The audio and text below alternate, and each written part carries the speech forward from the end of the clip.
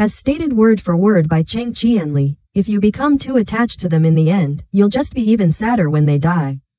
Lin Chushi had originally thought he would have a restful break after leaving the doorward, but expectations were slightly different from reality.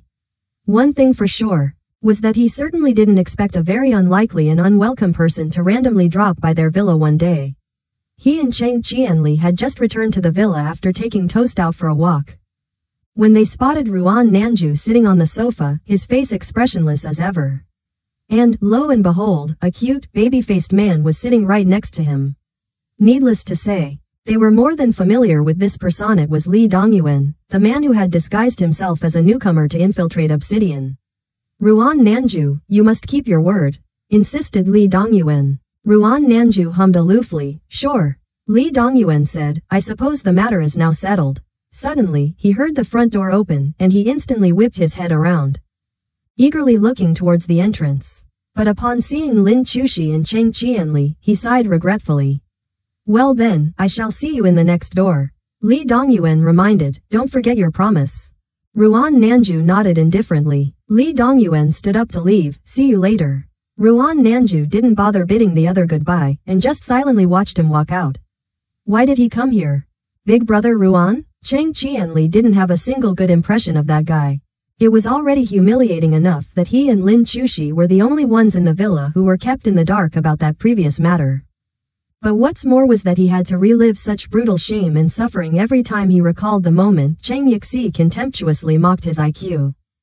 All because he was utterly oblivious to Li Dongyuan's plans. To say that this boy was filled with inexplicable rage and hatred towards Li Dongyuan was a complete understatement. Ruan Nanju answered. He wishes to work with us. Work with us? He actually wants to work with us? Cheng Qianli couldn't believe his ears. That's right, Ruan Nanju said. He's even willing to share his supplies with us. As though he had just eaten a sour lemon, Cheng Qianli's face twisted into an awful grimace. Naturally, there's a catch. Ruan Nanju calmly continued, in return for all of this, he requested to team up with Zhu Meng for work at least once a month. Cheng Qianli and Lin Chushi were rendered speechless. As they looked at Ruan Nanju's unchanging expression, they fell into an even deeper, awkward silence. At long last, Cheng Qianli could not contain his emotions any longer. He crashed to the floor and burst into a rowdy fit of laughter. Tears streamed uncontrollably down his cheeks as he hysterically laughed his ass off. Oh my god. Oh my fucking god. Is Li Dongyuan fucking stupid or what? Zhu Meng? Just who is this Zhu Meng? Bahaha. Surprisingly, Ruan Nanju acted as if this didn't concern him in the slightest. Ever so indifferent, he mentioned, Lin Chushi, you'll be going in with me. Be sure not to reveal anything when the time comes. Stifling a smile, Lin Chushi nodded. At first, Lin Chushi thought Li Dongyuan was merely chasing Zhu Meng for fun. But he soon found that the guy couldn't be any more earnest and love-struck. Despite having realized his identity had long been revealed, he still made several calls to the villa in hopes of talking to her. As long as anyone picked up, he would relentlessly trouble them to put Zhu Meng on the line. Eventually, everyone grew annoyed with him, so they completely removed the landline phone in the villa and immediately blacklisted his number on their own mobile phones. But of course, Li Dongyuan refused to give up. He persistently continued to pursue the love of his life. Lin Chushi was honestly very curious as to what expression the other would show once he figured out Zhu Meng was actually Ruan Nanju. Unamused, Ruan Nanju didn't bother with Cheng Qianli, who was dying of laughter. He simply stood up and walked away.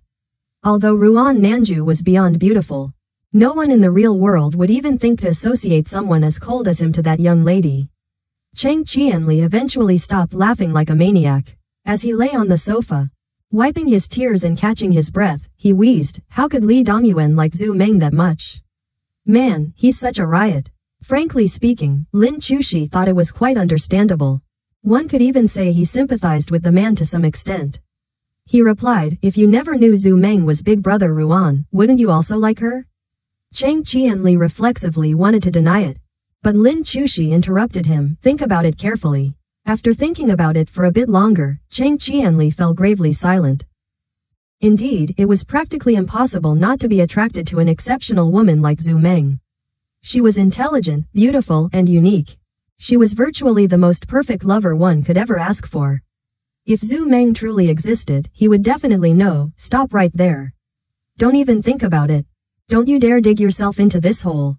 Chang Qianli vigorously shook his head and slapped his cheeks, quickly trashing that terrible idea from his mind. Ever since Ruan Nanju agreed to cooperate with Li Dongyuan, that brazen fellow began strolling into the villa every day as if he owned the very place. He helped himself to their meals. He helped himself to their internet. Like a shameless freeloader, he helped himself to anything and everything that wasn't his. And when things didn't go his way, he used his pitiable baby face to his advantage, acting as though he was being bullied.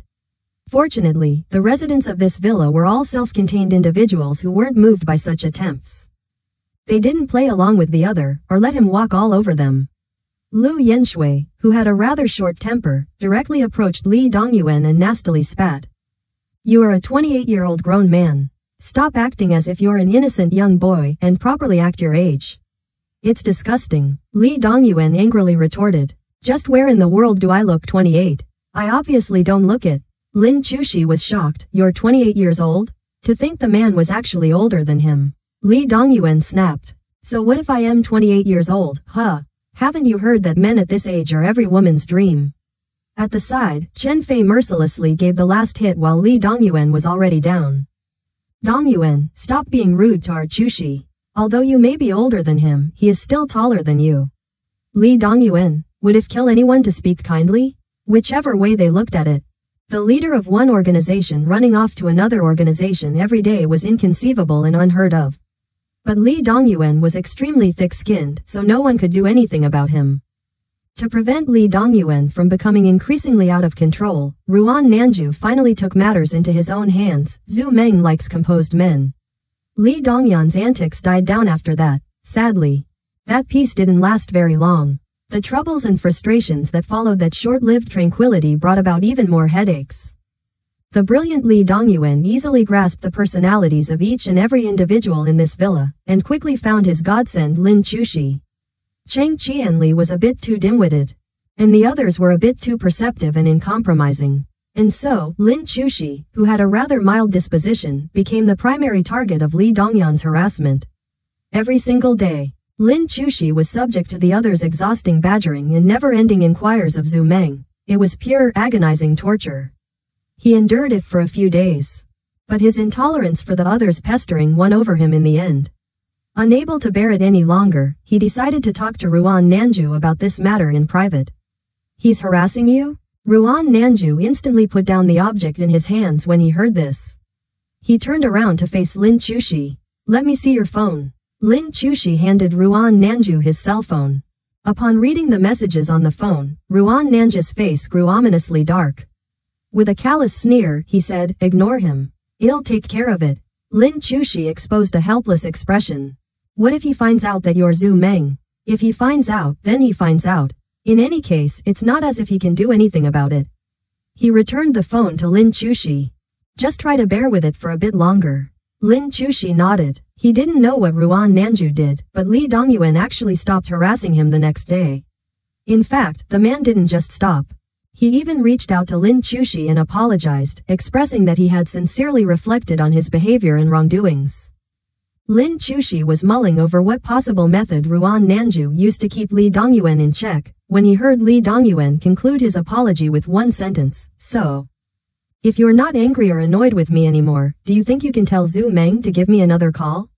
Lin Chushi, Li Dongyuan, Lin Chushi, what did Zhu Meng say? Li Dongyuan giggled stupidly. Like an imbecile whose IQ was well below 60, she just cursed at me. It was so nice hearing her swear like that, Lin Chushi, Li Dongyuan, how are you so cheap? Li Dongyuan, I've never been happier in my entire life. Gosh, I wish she would curse me out again. As he listened to the cloying happiness dripping from Li Dongyuan's voice, Lin Chushi suddenly recalled the cruel, gloomy expression marking Ruan Nanju's face. For a moment, he didn't know whether to sympathize with the man or offer him his best wishes. Other women have probably rejected him because he was shorter than them. And yet he here was, once again chasing after a taller woman who was actually hiding a weapon even bigger than his underneath her skirt. Lin Chushi didn't bother listening to Li Dongyuan prattle on any longer. He silently ended the call. That afternoon, Lin Chushi jokingly told Cheng Qianli about this matter. Cheng Qianli paused for 3 seconds, deep in thought, before saying, I honestly never understood why our boss always wore women's clothes, but I think I get it now. Lin Chushi? Oh? Cheng Qianli. Who the hell would actually believe Zhu Meng is Big Brother Ruan? If they haven't seen it with their own 2 eyes. Lin Chushi thought back on the incredibly melodramatic Zhu Meng in the Door Worlds, and compared her to the oppressively cold Ruan Nanju of the real world, then gave a sigh. That's true. The condition for White Deer's cooperation with Obsidian was that Zhu Meng and Li Dongyuan had to enter the Door World together again. The arranged date was sometime next week.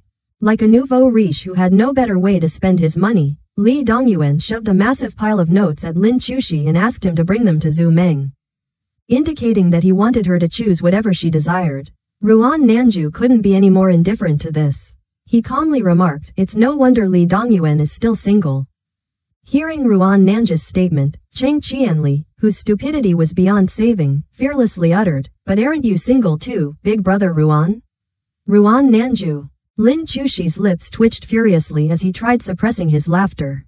Before Ruan Nanju could get angry, Cheng Yixi swiftly hurried over to take his small child away. It was in that moment Cheng Qianli realized that he had ventured into a forbidden territory and spoke words that he shouldn't have. As quiet as a frightened mouse, he stealthily scurried away. Is it that funny, Ruan Nanju's cool voice sounded from beside Lin Chushi, who dared not lift his head and expose the current expression he was wearing. Lin Chushi, he could clearly hear the deep rumblings of a dark, brewing storm in Ruan Nanju's deathly calm voice. He quickly attempted to placate the other. Big Brother Ruan, you're different from Li Dongyuan. He just can't get a girlfriend. But you simply aren't looking for a girlfriend. Ruan Nanju gazed at him expressionlessly and said nothing. Lin Chushi was slowly shriveling up under the other's stare, but he still hollowly continued. Not to mention, there's a difference between actively looking for one and passively waiting. Ruan Nanju. Have you ever had a girlfriend? Lin Chushi. Ruan Nanju. Not even one? Lin Chushi burned red with shame. In all honesty, he had truly wanted to find a girlfriend for himself, too. However, he was always swamped with classes and homework back when he was in school. And he pretty much worked overtime every day since he graduated. With a schedule like this, where in the world did he have the time to get himself a girlfriend? Ruan Nanju. Well, isn't that wonderful?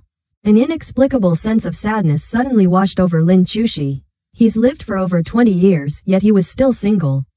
He's never had a single girlfriend in his entire life, and now he was dying.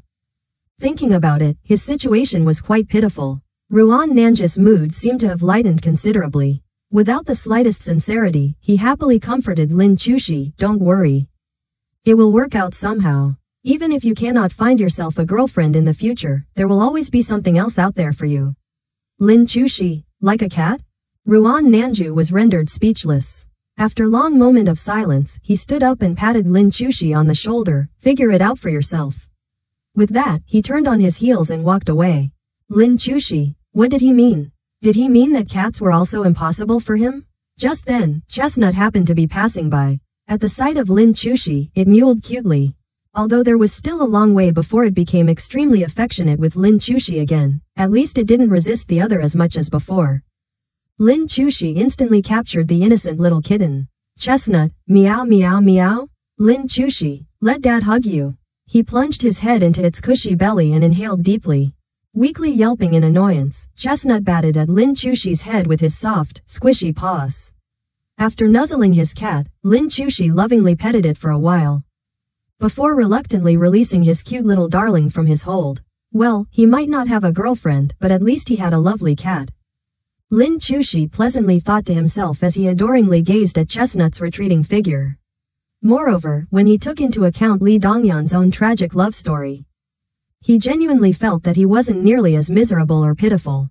Li Dongyuan, who was investigating the next hint, suddenly sneezed. The others around him asked if he had caught a cold, but Li Dongyuan only rubbed his nose and frowned in response. Someone must have been speaking ill of me. Then, he giggled foolishly. Perhaps it was my adorable little Meng Meng who was talking about me? The others, boss, have you gone crazy? Chapter 47, Drama School. As a matter of fact, if Zhu Meng truly disliked someone, She didn't bother to waste words on them, much less speak ill of them. She would very much rather just wreak vengeance on the spot. Although that fellow, Lee Dongyuan, seemed to have changed ways after having become absolutely smitten, Lin Chushi still couldn't forget when the other plotted against them. Had it not been for Lin Chushi's luck at the time, perhaps all of them would have played right into Lee Dongyuan's hands and fallen into his trap. Those who passed their 8th door were, by no means at all, fair or kind. And this could especially be said for Lee Dongyuan, whose charismatic appearance inside the door world was completely different from his harmless baby-faced image in the real world. The next door they were to enter with Lee Dongyuan was the 4th door of a White Deer member. They didn't exactly who this member was, but regardless, Ruan Nanju had already received the clue to this door in advance. There was but a single word written on the note, Sachin 1. After receiving the clue, Ruan Nanju instantly went to work, researching almost everything he could on it, before giving Lin Chushi a brief rundown on what he had found. Sachin was a Japanese urban legend that had been composed into a nursery rhyme. Legend had it that a young schoolgirl was hit by an oncoming train on a winter night. Immediately on impact, her legs were severed from her torso, and she slowly bled out, eventually dying a tragic death. Several days after her accident, someone wrote a song dedicated to her. The lyrics were as follow too. Sachin's name is actually Sachiko, but she's called herself Sachin ever since she was little. Oh, how funny. Sachin really loves bananas, but she can only eat half of her favorite bananas. Oh, how pitiful. Sachin has left for a faraway place and shall soon forget about me. Oh, how lonely, Sachin. However, the person who wrote this song mysteriously died not too long after. His lower body. Missing there was also one final verse to this song. My legs are gone, so won't you give me yours? It was said that Sachin would always pay a visit to those who've sung this song and rip off their legs. Upon hearing the backstory of the clue, Lin Chushi rubbed the goosebumps on his arms. This is pretty scary. It's not that bad. Ruan Nanju, on the other hand, thought it wasn't scary at all. He appraised the note. The hint this time is quite useful and concise. At least it's told us one very important condition for death. Well, that's true, agreed Lin Chushi. So, when will we go in? Ruan Nanju, in 3 days. Are you ready? Lin Chushi, more or less. Ruan Nanju, good. In the next few days, Lin Chushi, who had already put on his special bracelet, simply roamed about in the villa, while Ruan Nanju, who had long changed into women's clothes, continued making preparations. It was truly incredible just how natural he looked. It was though he was born for this. There wasn't anything even slightly off or weird about him in women's clothes. Lin Chushi had seen him cross-dressing plenty of times before, so he was almost accustomed to it by now. He secretly thought in his heart that the female Ruan Nanju was too beautiful. Of course, he only thought this and didn't dare say it aloud. 3 days passed by rather quickly. Lin Chushi was watching the television, calmly awaiting the door's arrival, when he suddenly felt an abnormal change in the atmosphere around him. No sooner he realized that everyone in the villa had vanished into thin air. He stood up from the sofa and randomly opened the nearest door to him. Sure enough, he was greeted by the sight of 12 familiar doors. 3 of the 12 doors had been sealed. Lin Chushi stepped forward and pulled on the handle of the 4th door. The iron door creaked heavily as it opened. The scenery before Lin Chushi's eyes distorted, and before he knew it, he was walking down a black trail. The dark path was shadowed by a dense shroud of foliage overhead. Lin Chushi scanned his surroundings, and quickly ascertained his location. He was at an academy, surrounded by neat school buildings. As of right now, the first glimmers of dawn had kissed the sky's horizon and a strange tranquility had blanketed the world. The only sounds that could be heard were the faint whispers of the mild breeze, gently caressing the leaves at the treetops. Lin Chushi cautiously proceeded onward, when he soon caught sight of a man observing his surroundings up ahead. Although the man had an unfamiliar face, his temperament was inexplicably familiar. Lin Chushi hesitated for a moment. He then removed the bracelet on his wrist and called out to the other. The man turned around and smiled at Lin Chushi. Did you also come through a door? Lin Chushi hummed, before tentatively uttering the secret code they had all agreed upon. Friend, do you like to chew honeydew-flavored gum? Yup, the man replied, but I have to watch out for my sensitive 4th tooth.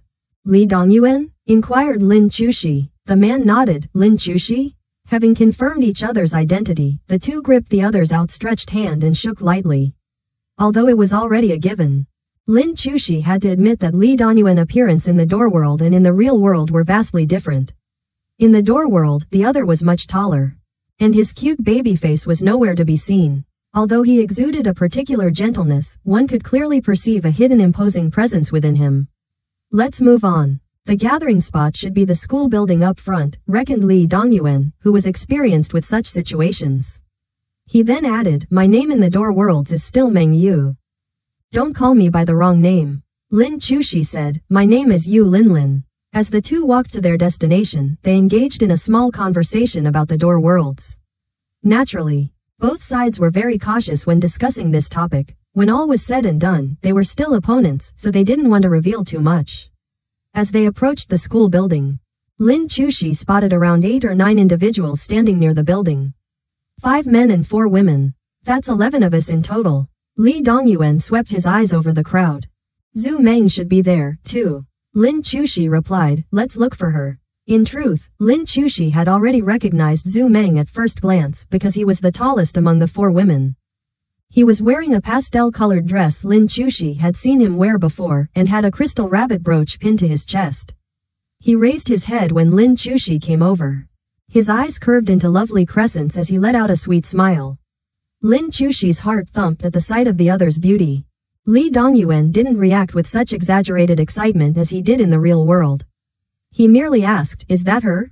Lin Chushi nodded. Lee Dongyuan calmly praised, she truly is as beautiful as ever. Lin Chushi thought to himself, it sure would have been nice if you gave the same mild reaction when Zhu Meng cursed the hell out of you in the real world. They walked over to the crowd. Only to see a raging individual, roaring and lashing out at everyone. Lin Chushi had long become used to such unsurprising sights. The other probably thought he had been kidnapped. And that the situation he had been thrust into was some damned TV program. This time around, there were 2 newcomers, a male and a female. The woman's face was drained of blood. And she looked to be on the verge of fainting. The man wasn't looking any better than her, either. On the brink of a mental breakdown, the 2 cagily questioned everyone, demanding where they were. Who they were, why they were here, how they could call the police if no one is going to do anything, then I will. Having yelled for a long time, only to be completely disregarded. The man finally blew up and furiously declared that he would leave. The others simply glanced at him with pity or impatience, but not a single person concerned themselves with him. Lin Chushi had originally wanted to stop the other, but Lee Dongyuan grabbed his arm and shook his head slightly. Why? Asked Lin Chushi. Lee Dongyuan replied, fear not. Hell come running back sooner or later. Lin Chushi uttered, oh. Sure enough, it was as Lee Dongyuan had said. Not even 5 minutes had passed after the man angrily stormed off before he returned. The expression on his face, even worse than when he had first left. He looked as though he would completely collapse in the very next second. God knew what ghastly things had seen out there. At any rate, however, he quieted down and didn't continue causing a loud ruckus with his clamorous shouts. As the group stood below the roof of the school building, they began to mingle with each other, slowly approaching the best-looking and most agreeable in the group and softly introducing themselves. Lin Chushi and the other eventually managed to get a turn to meet Ruan Nanju. Ruan Nanju flashed a lovely smile and greeted, my name is Zhu Meng. And you? Meng Yu. Lee Dongyuan stretched his hand towards Ruan Nanju. Ruan Nanju didn't receive the other's hand in his own, he simply shifted his attention to Lin Chushi. Helplessness flashed across Lin Chushi's features, Yu Linlin. Under Lee Dongyuan's resentful stare, he gripped the other's open hand and shook. My name is Sha Rubei. The person Lee Dongyuan entered the door with was a young lady. The woman had the appearance of a weak, delicate beauty. And she also seemed possess a rather gentle and meek personality. After quietly introducing herself, she said, I look forward to working with you all. Ruan Nanju beamed, same here. They stood in place for ages when the morning bell rang from inside the building, indicated the start of school. Countless students outside the gates flocked to the school grounds and entered the school building one after another. None of the incoming students showed surprise at the sight of the crowd. Before long, the pitch-black windows of the school buildings began to light up as students flooded the classrooms. Just when everyone was wondering what they should do, a middle-aged man came down to receive them. He introduced himself as the head teacher and said he would bring them to their dormitory. Just wait patiently for a few more days. You can all start working once the students have ended their final exams. As they walked, the teacher added, however, the school grounds haven't been peaceful as of late, so be careful not peaceful. Someone asked, what do you mean by it isn't peaceful? What happened? The head teacher merely remained silent and shook his head, avoiding the question entirely. Eventually, he became irritated with incessant queries, so he snapped, this is not a matter that concerns you all. The crowd fell silent. Lin Chushi soon figured out their identities after listening to the other. They were apparently a group of renovators who were asked by the school to redesign the classrooms. The school wished to renovate the old school building, so they reached out to a team of contractors and requested for service after the students' final exams have ended. It's just that no one knew how many days were left until the final exams. The head teacher brought them over to an old dormitory building. The dormitory was a rather obsolete rotunda with several floors. Only one bathroom existed on every floor, and various junk items haphazardly scattered the corridors of each level. You all will have to be content with this place for now. The head teacher stated, you won't have to stay here for long. Does no one else live here? Li Dongyuan wondered, is it just us? The head teacher responded, our school has many teachers, and this dormitory originally wasn't big enough to house all of them, rendering it rather useless. This building was going to be demolished anyways, so everyone already moved out. At any rate, since you all will only be staying here temporarily, I do hope you can put up with it for a few days. The atmosphere of this filthy dormitory could only be described as foul and unpleasant. The ceilings were covered with cobwebs, the walls were smirched with black rot and unrecognizable stains. And the floors were bestrewn with all kinds of rubbish. Entirely uninhabited and absolutely unkempt, who knew just how many years this place had been withering away. The head teacher gave them the keys to the dormitory, then mentioned that the old school building they were to renovate was located at the borders of the playground, indicating they were free to check it out whenever they had time to spare.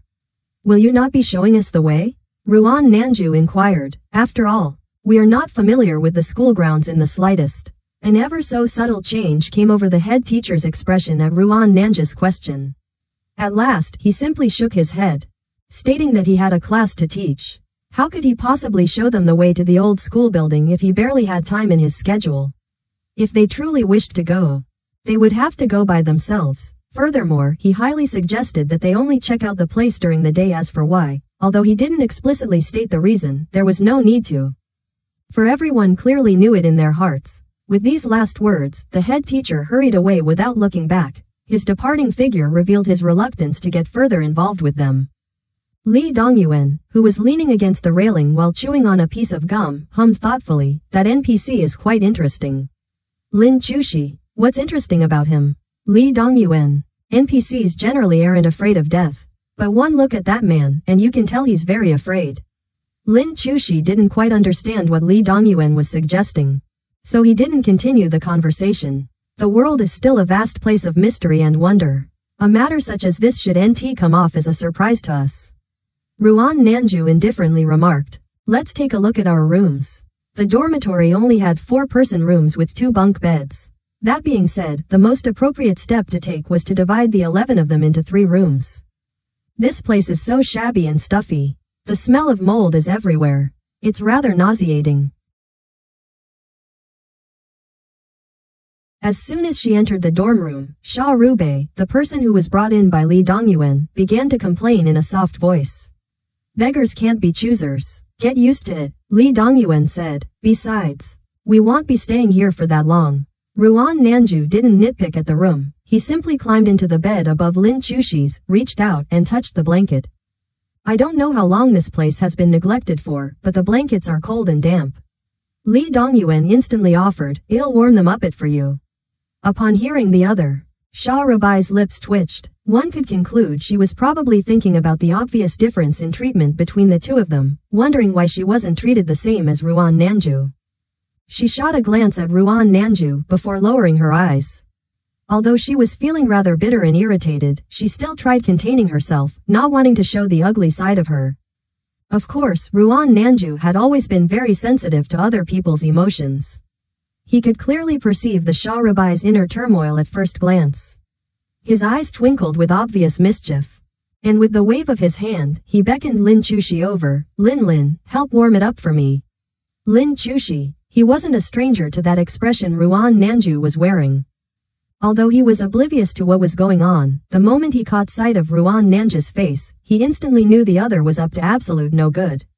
Fine, it'll start a fire then, Lin Chushi said. Oh, how kind of you, Lin, crooned Ruan Nanju.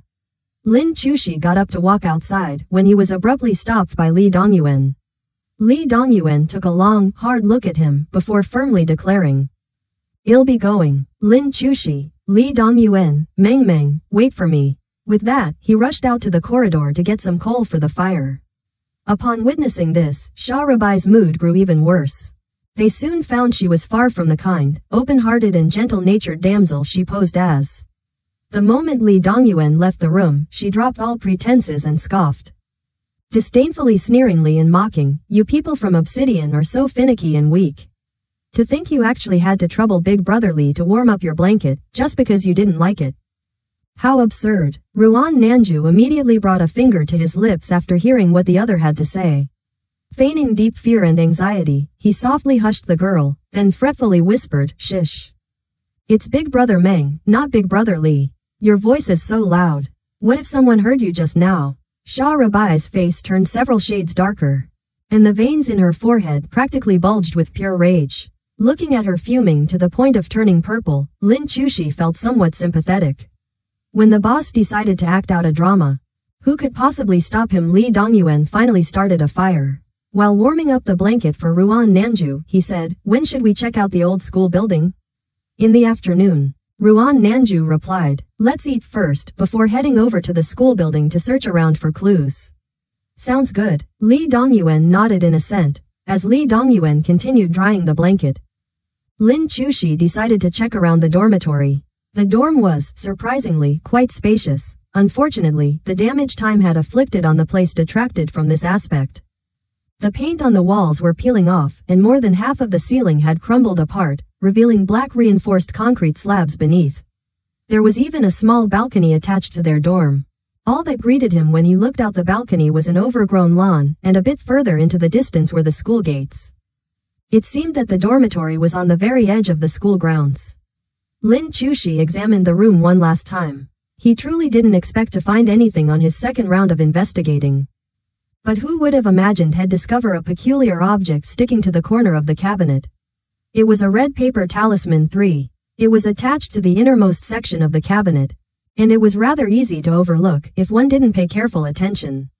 "There's a talisman in here," announced Lin Chushi. "A talisman?" Ruan Nanju got up and came over to the other's side, only to see the item Lin Chushi was pointing at. "Tisk, how troublesome." Li Dongyuan's expression was looking far from good. "Is it just this one?" Lin Chushi said, "I only found one for now." After a quick search, they uncovered more than one talisman within the room. Every one of them found similar papers in their cabinets. Furthermore, each of these talismans were firmly attached to the innermost board of their cabinets and simply could not be removed intact. "Ah, they're even under the bed." Sha Rubei tearfully cried out. "What in the world are these things? This is so scary."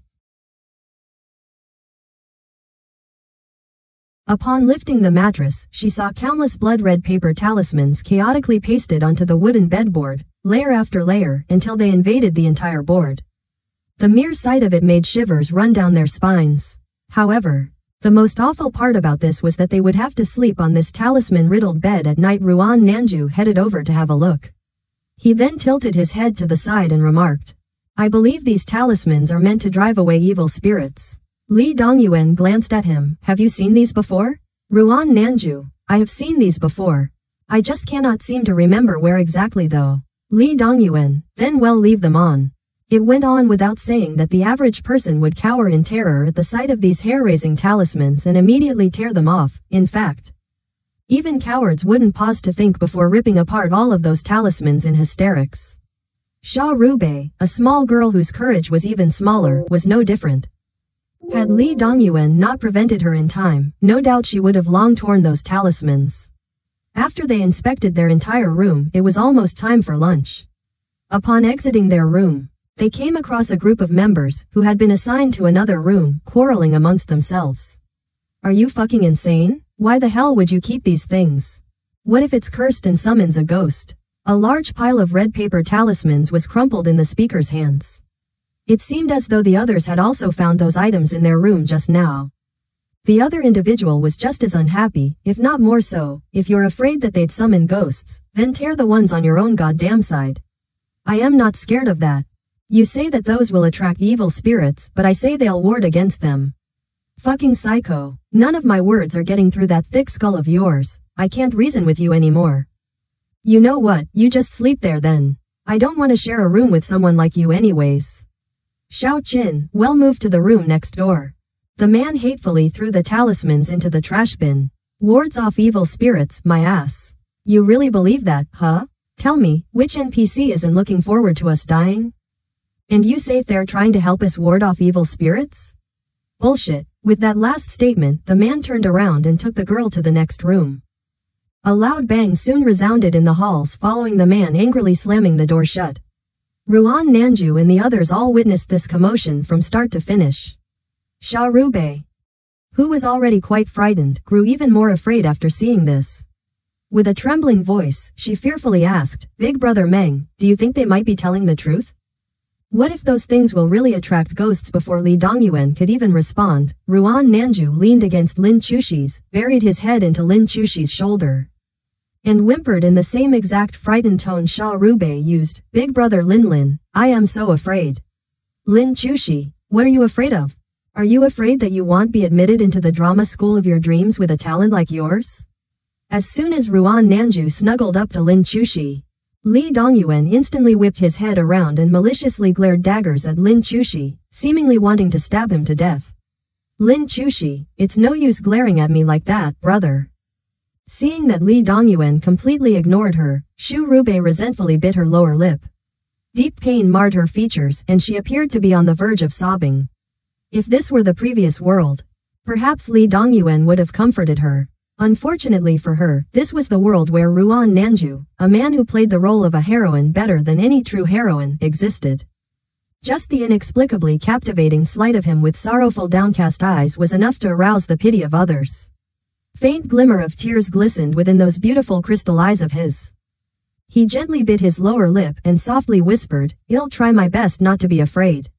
It was undoubtedly the same exact expression, but the impact couldn't be any more different.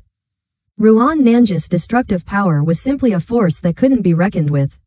Even though Lin Chushi clearly knew the person before him was a man who was even manlier than him, he still couldn't help but reach out to touch his shoulders, tenderly comforting the other and affectionately reassuring, leave everything to me.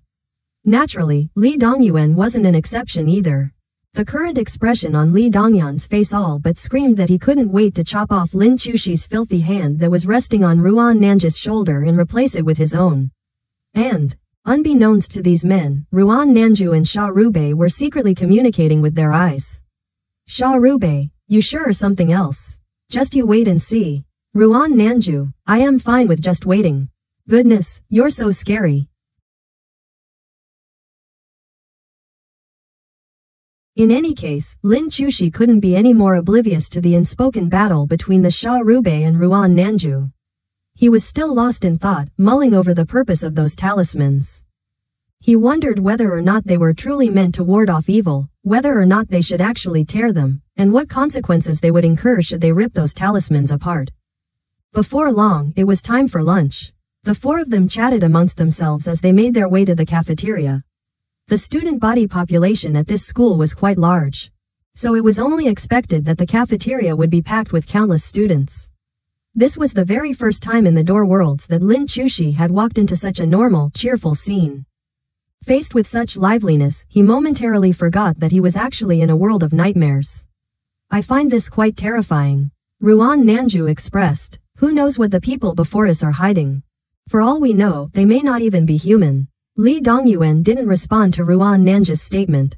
With a kind smile, he diverted the topic and asked the other what he wanted to eat.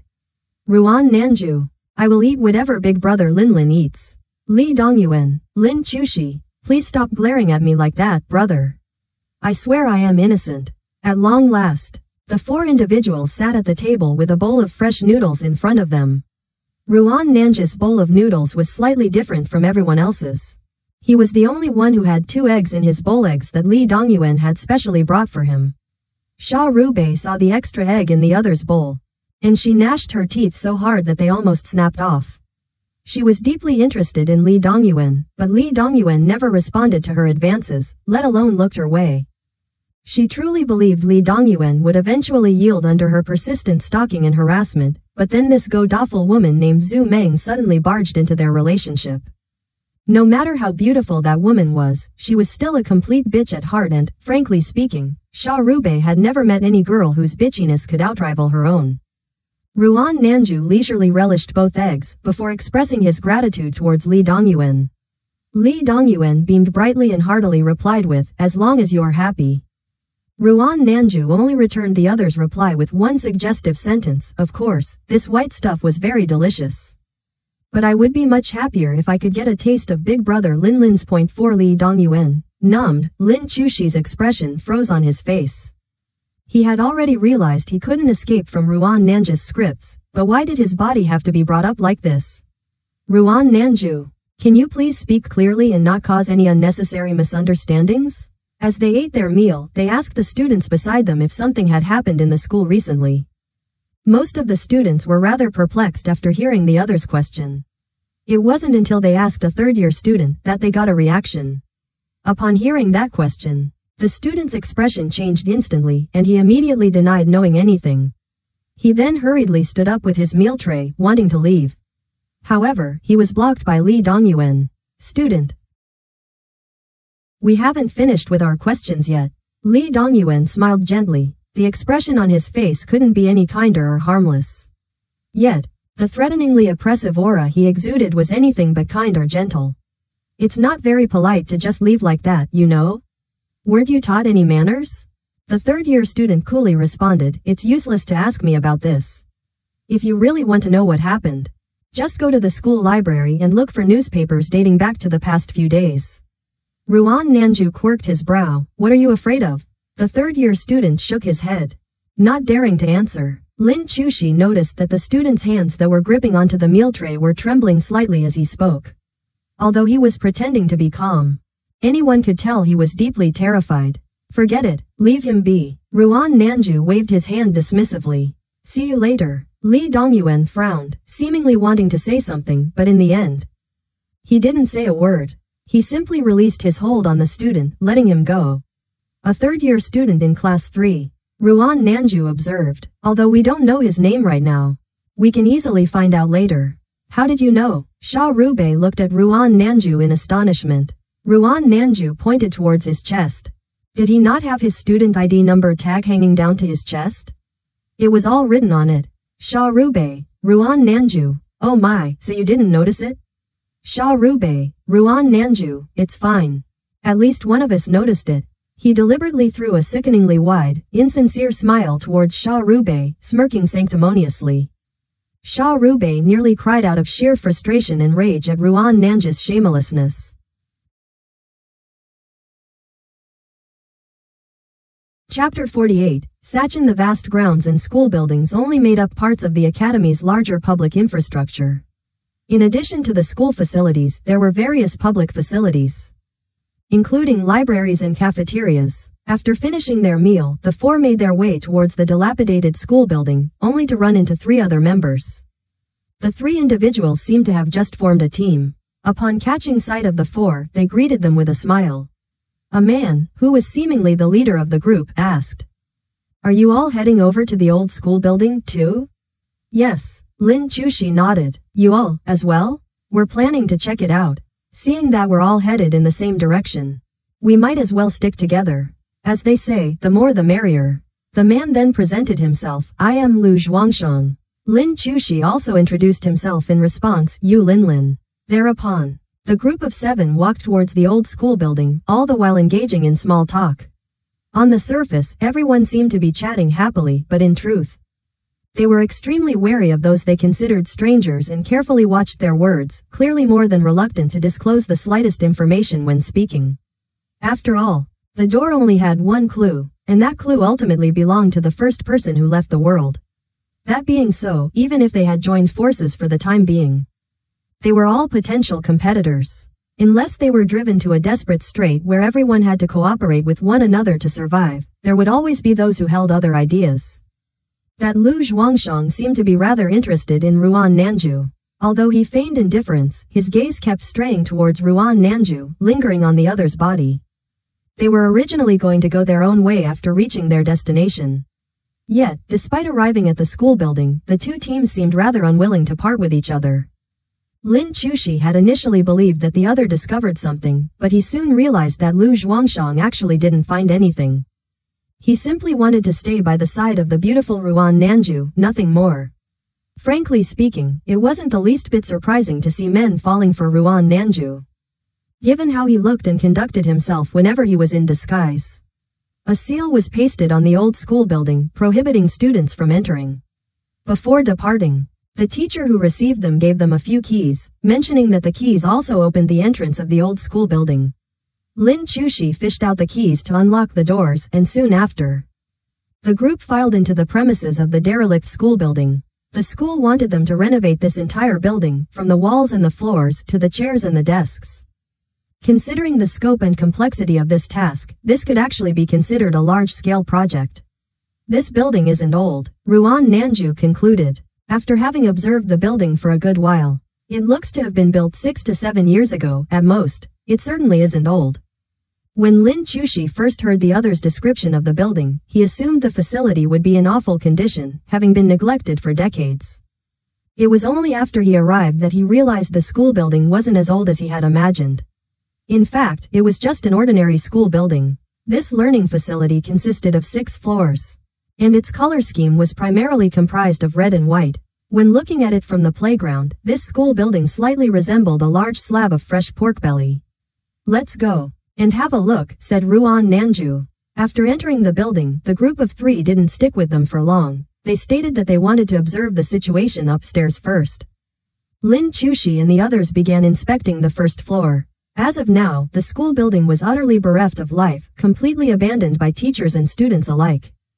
Not a single sound could be heard within the still corridors. Countless chairs and desks were neatly lined up in every classroom, and the black curtains shrouding the windows were drawn up. As well, next to the classrooms was the faculty office. Aside from a few scattered chairs and desks, the entire office had been emptied out. There seemed to be nothing particularly special or eye-catching to any of these identical-looking rooms. Furthermore, this building contained 6 floors. To painstakingly search through each and every room without ascertaining the situation first was tedious and time-consuming. They soon made their way up to the 3rd floor. As they were preparing to examine the area, a loud thump abruptly sounded from the upper floor, startling them. "What in the world are they doing upstairs?" wondered a puzzled Sha Rubei. No one spoke. They simply lifted their heads and looked at the ceiling above.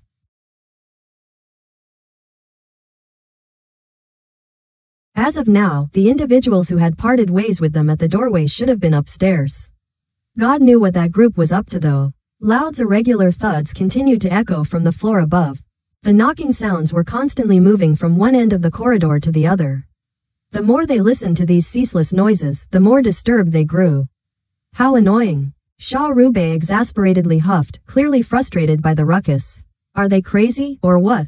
Just when they were about to go upstairs to see what Lu Zhuangshang and the others were doing, Ruan Nanju suddenly held out his hand in a stop gesture and said, "Don't go. Something isn't right." What? Sha Rubei had been at odds with Ruan Nanju since the very beginning. Needless to say, she wasn't the least bit pleased at being stopped by Ruan Nanju just now. "Don't tell me you're scared?" Without saying a word, Ruan Nanju pointed downstairs. They all looked in the direction Ruan Nanju was indicating, only to see Lu Zhuangshang and the other 2, who had entered the building with them, standing in the open area downstairs, chatting amongst themselves. Having caught sight of Ruan Nanju and the others looking at them, the group of 3 offered a friendly wave back. It was obvious that these individuals weren't the cause of the commotion upstairs. Penetrating shivers traveled down Xiao Rubai's spine at the sight of this. She then slowly turned her gaze up to floor above, her eyes widening in pure horror. Her voice was shaky, and she stammered, Then what is that? What do you think it is?" Ruan Nanju didn't respond to her question but, instead, turned his gaze towards Lin Chushi. Lin Chushi remained silent for a long while. Before answering Ruan Nanju, "It sounds like a one-legged person trying to move around." As soon as he uttered this statement, Sha Rubei nearly crumpled to the floor in tears. Truthfully, The moment Lin Chushi heard these sounds, a haunting suspicion nagged the back of his mind, warning him that something was dreadfully awry. Although those noises were but mere knocking sounds. Somehow, the hairs on his body instantly stood on end and every nerve in his body screamed at him to avoid going upstairs at any cost. Oh, Ruan Nanju wasn't perturbed in the least.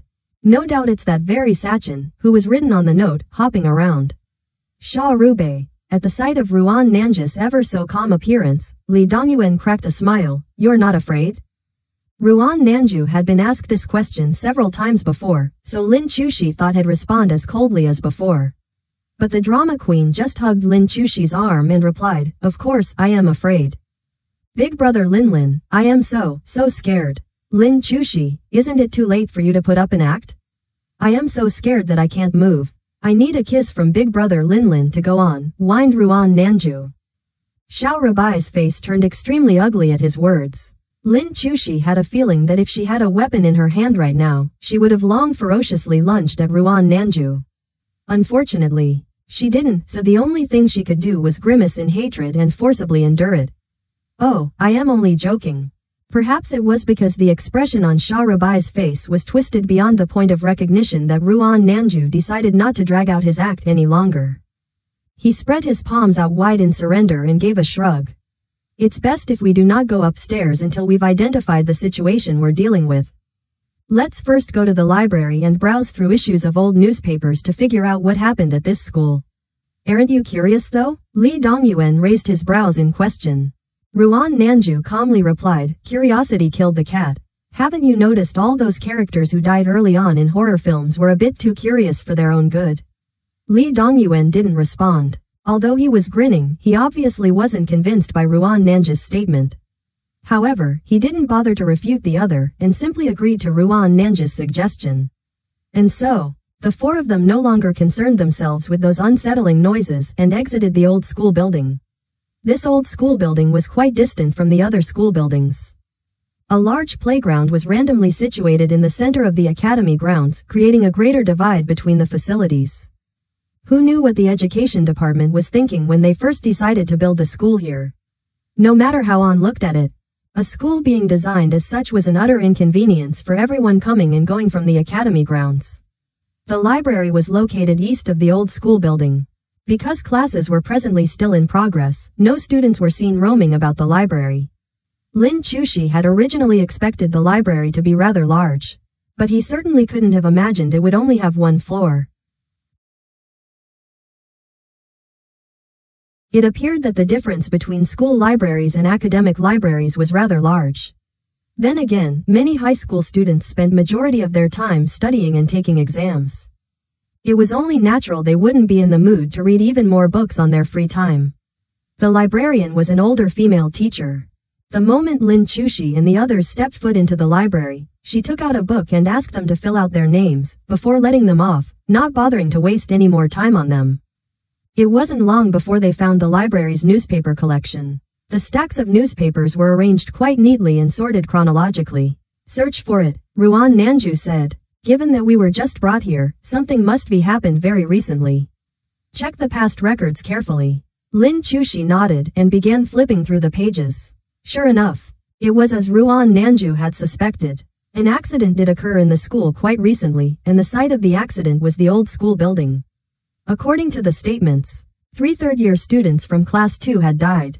All 3 students had died tragically inside the classroom, but the cause of their deaths was unknown. The only striking similarity between each of them was that one of their legs had been completely severed from their body. And to this day, none of the missing limbs have been recovered. Class 2 of 3rd years. That isn't on the 4th floor but the 5th floor. Ruan Nanju remarked. It's possible that the sounds we heard were from them. As he continued reading through the newspaper articles, Lin Chushi discovered that the school was plagued by great misfortunes during this period. Accidents occurred rather frequently. And almost all of these tragedies took place inside the old school building. It was no wonder the school wished to renovate that entire facility. After all, even though the old school building was considered old, in reality, a full decade hadn't even passed since it was been built. And yet, it was already abandoned and neglected. To say it was a great waste and loss for the school would be a complete understatement. What year was the facility officially built? Ruan Nanju rifled through the pages of the newspapers to find the answer to his own question. 7 years ago, but it seems these accidents have only started recently. Li Dongyuan asked. Have you found any articles concerning any car accidents? Lin Chushi shook his head, thinking it wasn't particularly feasible, the range is too broad. I'll go ask. Ruan Nanju stood up and walked out, seemingly wanting to inquire about this with the librarian. As soon as he left, Sha Rubei fearfully whispered to Li Dongyuan, Big brother Li, I am so scared. What in the world is Sachin? Could it be they're still going to go to the old school building? Taking into account all previous circumstances, a crucial location such as that will either hold the key or be our only way out of here. And, naturally, you will eventually have to go whether you like it or not. Li Dongyuan showed no pity for the feeble, teary-eyed Sha Rubei. However, if you're that afraid, then you can stay inside the dormitory. As she thought back on the rundown dormitory, Sha Rubei grew silent. She didn't utter another word after that. At long last, Ruan Nanju returned with some vital clues. A car accident did, in fact, occur at this school 3 years ago. Ruan Nanju revealed. The accident happened during winter, and a high school student died as a result of it. Although I don't know the student's name, I do know the student was female. Li Dongyuan. Which class was she from? Ruan Nanju. Considering the dead students were all seniors from class 2, we can assume it has something to do with this class. Moreover, didn't all of those third-year students enter this school 3 years ago? He tapped his finger on the table. It would be nice if we could get a roster of the class. The class roster should be in the school's archives. Li Dongyuan said. Getting it is the problem, however. Given Ruan Nanju's character, Lin Chushi expected the other to propose to steal the records at night. But to think the other would simply turn his head around and gaze out the window, saying, it's getting late. With that said, let's go back to our rooms to rest, after eating dinner. Li Dongyuan surprisingly expressed his assent. Thereupon, the team of 4 headed over to the cafeteria, once again. After filling their stomachs with some food, they then returned to their dormitory. A veil of darkness blanketed the entire area. There wasn't a single outside light source in sight. The only source of brightness that existed in the colliginous blackness of their dormitory were the lights from the 3 rooms they were currently occupying. All other places were devoured by shadows. Lin Chushi fished out his mobile phone to use as lighting. After a quick wash, they all crawled into their respective bunk beds. Lin Chushi had taken the lower bunk, while Ruan Nanju had taken the upper one. As for the other 2, Sha Rubei was on the top bunk and Li Dongyuan was on the bottom. Do you suppose someone will die tonight? Ruan Nanju seemed rather bored. Yes. Li Dongyuan didn't even hesitate in his reply. Same. Ruan Nanju continued. How many do you think will die? Li Dongyuan. 2. Ruan Nanju. What do you think, Lin? As of right now, Lin Chushi was quietly playing a memory game on his mobile phone.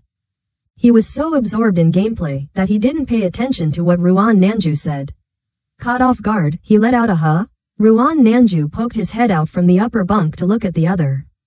And sourly pouted, you know, you're always playing those memory games. You really don't care about me at all. Lin Chushi, I am not. I wasn't playing. That's not it. Ruan Nanju. Then what were we talking about? Lin Chushi, Ruan Nanju, men. Lin Chushi didn't know whether to cry or laugh in that moment. Of course, Ruan Nanju was merely joking around. He had zero intentions to actually attack or blame Lin Chushi. They chatted for a while longer, before turning off the lights and going to sleep. Before falling into unconsciousnness, Lin Chushi inwardly prayed that he wouldn't wake up to strange sounds in the middle of night. He truly did not wish to open his eyes to any godawful sights. ***************************************************************************************************************** Wu Shalon was lying down in bed, wide awake and a tad disgruntled. Each time he thought back on what happened earlier that day, his blood began to boil. He had formed a team with 2 other individuals, and planned to share a dorm room with them for the time being. Yet, within a few seconds of living with each other, he discovered countless red talismans hidden around the room. The talismans were attached to the innermost parts of cabinets and even the surface underneath their mattresses. The disturbing sight of those papers was enough to make their skin crawl. Wu Shuilan's first reaction to seeing those talismans was to tear all of them apart and leave none intact. However, his actions were met with sheer disapproval and objection from his teammates. What if these talismans are meant to ward off ghosts? A man protested. Won't we be done for if you rip them all apart? Expressing utter contempt at the other's statement, Wu Shalan sneered nastily. What if they summon ghosts, huh? And with that, he fiercely stripped all the talismans from the bedboard and chucked the scraps into the trash can. Nevertheless, the other man remained stubborn and unwilling. No matter what, he doggedly refused to tear off the talismans. Wu Shalan grew completely enraged when he saw the other's defiance. He then told the quivering female, who had been frightened by their shouting, to head over to the room next door. He was certain that these talismans would only bring harm to them. That they would definitely attract ghosts. And so, the very first thing he did upon stepping into their new living quarters was gather all talismans scattered about the room and throw them into the trash. The girl who stayed with him went by the name Xiao Qin. As of right now, she was lying on the upper bunk. He wasn't entirely sure if she was still awake or if she had already fallen asleep. Wu Shalan was rather agitated, unsettled. Night had long descended, but here he was, constantly tossing and turning, unable to fall asleep. To add, inexplicable shivers had suddenly begun to assail his body. Xiao Qin, are you sleeping? Wu Shalan wondered in a hushed voice. The person on the upper bunk didn't respond. It appeared that Xiao Qin was asleep. Turning his body over, Wu Shalan faced the wall. The weather was far from cold, and the blanket covering his body wasn't thin in the slightest. Yet Wu Shalan felt as though the air around him was growing icier by the second, as he was currently experiencing the harshness of a bitter winter night. He wrapped the blanket even tighter around his figure, and stared at the wall in a daze, hoping to fall asleep eventually, but it was all futile. Restlessness wouldn't stop tormenting him for some reason. Wu Shalan was becoming increasingly anxious when he suddenly spotted an object wedged in the crevice between the wall and bed. Wu Shalan reached out with a hand and gingerly tugged on the object caught between the narrow gap. The object turned out to be a small note with several lines scrawled in black ink. Wu Shalan took out his phone and shined the light on the slip of paper to see what was written. He then softly read the contents of the note aloud. Sachin's name is actually Sachiko. But she's called herself Sachin ever since she was little. Oh, how funny. Sachin really loves bananas, but she can only eat half of her favorite bananas. Oh, how pitiful. Sachin has left for a faraway place. And shall soon forget about me. Oh, how lonely. Sachin, what the hell is this thing? Wu Shalan was more than disturbed after reading that note. He felt that the lines written on the piece of paper resembled a poem. Or perhaps lyrics to a song. For a moment, his blood ran cold. Seconds later, he disgustedly crumpled the note into a ball and tossed it aside. It's freezing. After a while, Wu Shalan couldn't bear it anymore. He promptly sat up in his bed and asked, Xiao Qin, aren't you cold? There was no response. Wu Shalan glanced towards the upper bunk. There was only a mattress separating the two of them, so he could clearly hear whatever was going on in the bed above him. Xiao Qin didn't answer his question. But he could hear a rather odd sound coming from the above. It was as if someone was jumping on the bed. Xiao Qin? Wu Shalan was genuinely afraid by now. He swallowed hard on his thick saliva. Before tentatively calling out for a second time, Xiao Qin? What's the final line? Xiao Qin's voice suddenly echoed within the cold, dark room.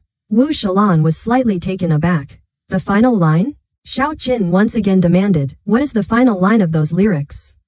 Wu Shalan. What? Xiao Qin, the lyrics you just read. Wu Shalan momentarily didn't know how to react. That was until he registered what Xiao Qin was referring to. He then stooped down to pick up the crumpled note beside him, the final line. He turned the slip of paper in his hands for a while. Before finding a single sentence written on the back of the note, my legs are gone, so won't you give me yours? It was only after Wu Shalan read this final line that he realized something was terribly wrong. How exactly did Xiao Qin know these were lyrics? It wasn't explicitly stated that these lines were lyrics. They could have been anything else for all they knew.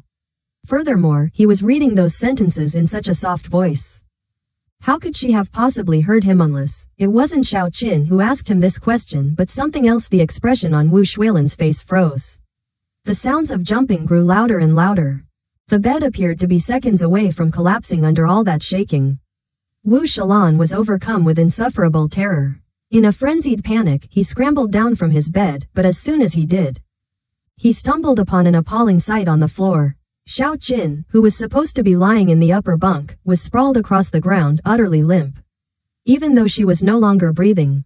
Her wide eyes and paralyzed expression, fraught with terror, couldn't be any more of an indication of the horrors she witnessed. But the most frightening of all was what remained of her left leg, or rather, what didn't remain of the limb that had been neatly hacked off. The sounds coming from the bed above Wu Shuilan's grew deafening. With Xiao Qin's voice, the creature tittered in sinister delight, its piercing trills grating against his ears. Like a broken record, it began chanting the final line to the song, "My legs are gone, so won't you give me yours? My legs are gone, so won't you give me yours? My legs are gone, so won't you give me yours?" Ah! Wu Shuilan let out a raw howl, filled with horror and anguish, before desperately racing towards the door. But upon reaching the door, he discovered, to his greatest dismay, that he couldn't unlock it. He couldn't escape. "Help! Help me!" Having long succumbed to fear, Wu Shuilan trembled violently. The sounds of thumping were gradually approaching him, growing louder and nearer. A pair of icy hands suddenly gripped his shoulders, and no sooner, excruciating pain seared through his left leg. Wu Shuilan crashed to the ground, hard. He looked back at the dark floor, only to see a gory leg standing upright, severed from its owner. Blackness began dancing at the edges of his blurring vision. The mocking final lyrics to the song replayed in his mind. Over and over again, "My legs are gone, so won't you give me yours?" Everything soon came to a standstill. At last, Wu Shuilan surrendered to the lifeless darkness. Asterisk asterisk asterisk asterisk asterisk asterisk asterisk. The night was ever tranquil. Lin Chushi slept peacefully until dawn. With a yawn, Lin Chushi opened his eyes, only to be met with the sight of Ruan Nanju, who had awoken at some point in time, sitting on his bedside, gazing at him with twinkling eyes filled with tenderness. "Good morning." Ruan Nanju flashed him a lovely smile. "Good morning," although Lin Chushi couldn't be any more aware of Ruan Nanju's true gender. He still couldn't help but blush red. He had to admit that waking up to stunning beauty greeting him with a warm, breathtaking smile was a wonderful blessing. Li Dongyuan immediately came over to their side and chirpily said, "Meng Meng, you haven't said good morning to me yet." Ruan Nanju shot him an indifferent glance. "Good, Li Dongyuan. Is it really that difficult to finish the rest of that sentence?" Sha Rubei. "Good morning, big brother Li." Li Dongyuan. "Good, Sha Rubei." Lin Chushi honestly had never wanted to burst into laughter any more than now. He simply couldn't contain himself. These three were literally the prime example of the pecking order. The epitome of dog eat dog. But just then, a shrill cry tore through the halls. "Ah, somebody died." Several people hurried out to see what the commotion was about. There was already a group of individuals crowding the entrance to the neighboring room. Some people were trying to open the door, while others were on standby, whispering to each other.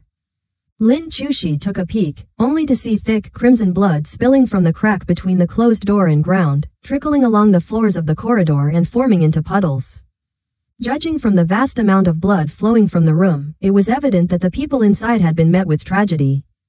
The one who screamed bloody murder was the female newcomer who had just arrived to this world. At the sight of the gory puddles, her face paled with fright. She scurried off to the back of the crowd, cowering and not daring to take another look at the grisly scene. Li Dongyuan and a few other men found a tool to smash the door open. Fortunately, the doors in this dormitory were quite old and worn out, so it didn't take much force or time to break it down. After a few hits, the door gave way, revealing the situation inside. In the center of the room were a male and a female, both of whom were lying lifeless in a congealing pool of their own blood. But what stood out in particular about this situation was the victim's missing limbs. Both individuals had lost their left leg. "Isn't this the person who decided to tear off those talismans yesterday?" Someone in the crowd recognized the victim. Could it be that the talismans really ward against ghosts? Seems to be so. Murmurs ran through the crowd. Why else would they die? Woo woo woo. I want to go home. I want to go home. A faint-hearted newcomer began to weep. The disturbance at the scene grew even more chaotic with the addition of hysterical sobbing and mournful cries. Ruan Nanju avoided the panic-stricken crowd and cautiously stepped into the room. He began scanning his surroundings, trying to find any possible leads and hints. Lin Chushi followed him in and walked over to the corpses. Both victims must be witnessed something absolutely horrifying before they died, for their eyes were still wide open. And indescribable panic and terror were still etched onto their faces even in death. Viscous blood oozed endlessly from their severed legs. splattering the ground and laying in pools around the corpses and across the entire floor. Ruan Nanju seemed to have spotted something. He bent over at his waist and picked up a small slip of paper from the corner of the room. The note was balled up and stained with blood. He could barely make out any words written on it. Having noticed he found something, the others came over to have a look. What does it say? Ruan Nanju handed the slip of paper to the others and replied, I don't know. Bananas lonely, what the hell is this mess? The man couldn't understand what these incoherent words could possibly signify. Does anyone understand or have an idea? No one seemed to have a clue. Then again, maybe some did, in fact, understand its contents, but they simply didn't want to reveal it. On the other hand, Lin Chushi and the other three were now certain of the two's cause of death after witnessing this scene. No doubt they had both fallen victim to Sachin. It's just they weren't entirely sure whether tearing off the talismans was the condition for death, or if the notes containing the lyrics were perhaps, it could have been both. Chapter 49. Sachiko. The air around the remaining people froze as the first sacrifices were taken from their team. As the female newcomer looked at the sorry state of this room, she tentatively asked whether they should be taking care of the corpse. Ruan Nanju shook his head and said, no need. This corpse will be disappearing soon enough. After all, corpses vanishing in all sorts of ways was simply a norm within these door worlds. That lady seemed to fail to understand what he meant by will be disappearing soon enough. She appeared to be in a state of great unease, for she was violently shivering from head to toe. However, she wasn't the only one who was afraid. The others' faces were also marred by unsightly expressions, and not a single person spoke. Used to these happenings, Lin Chushi appeared outwardly calmer. Sha Rabai's expression, however, had long turned pale. After one look at the corpse, she immediately entered her room and refused to come out regardless of how she was persuaded. Seeing how timid she was, Lin Chushi was curious about the methods Shed used to get through her 3 previous doors. Could it be that Li Dongyuan had taken her through all of them? But judging from Li Dongyuan's personality, he didn't look like someone who'd do a favor in return for nothing. Only, he didn't know what was so good about Sha Rubei that made him so willing to protect her. Let's go. Today, we should go take a look at the archives and see whether we can find any information about Class 2 of the 3rd years. After had finished examining the corpse, Ruan Nanju suggested their schedule for today. That can be done. Li Dongyuan nodded his head. And so, the 4 of them prepared to have breakfast in the canteen before heading towards the archives. Sha Rabai's appetite was terrible, probably from having just seen a corpse. She left the food in front of her untouched, and her eyebrows never stopped furrowing in distaste. Thankfully, Ruan Nanju appeared to be pondering over something at this moment, so he didn't pay her any heed. Otherwise, they would surely be watching another round of drama between the two. Having seen that Sha Rubei had lost her appetite, Li Dongyuan tried to convince her to eat, but faced with her persistent refusal, he had no choice but to give up with a sigh and assume she would eat whenever she was feeling hungry again. The archive was located in a rather far corner of the school. There were a total of 3 floors in the entire archive, and from the looks of it, it was quite outdated, as well. The manager was an old man over the age of 60. Ruan Nanju interacted with him rather casually, and surprisingly, he didn't stop them. Rather, he gave the 4 of them permission to enter the archives to look for information. A moldy stench that had accumulated over the years, filling the entire archive, was enough to make one feel extremely suffocated. Sha Rubei began coughing softly after Shed just entered, causing Li Dongyuan to inquire about her well-being. I think I am allergic to dust, Sha Rubei said with great difficulty. Then you could wait outside. Li Dongyuan didn't force her. Sha Rubei happily nodded her head.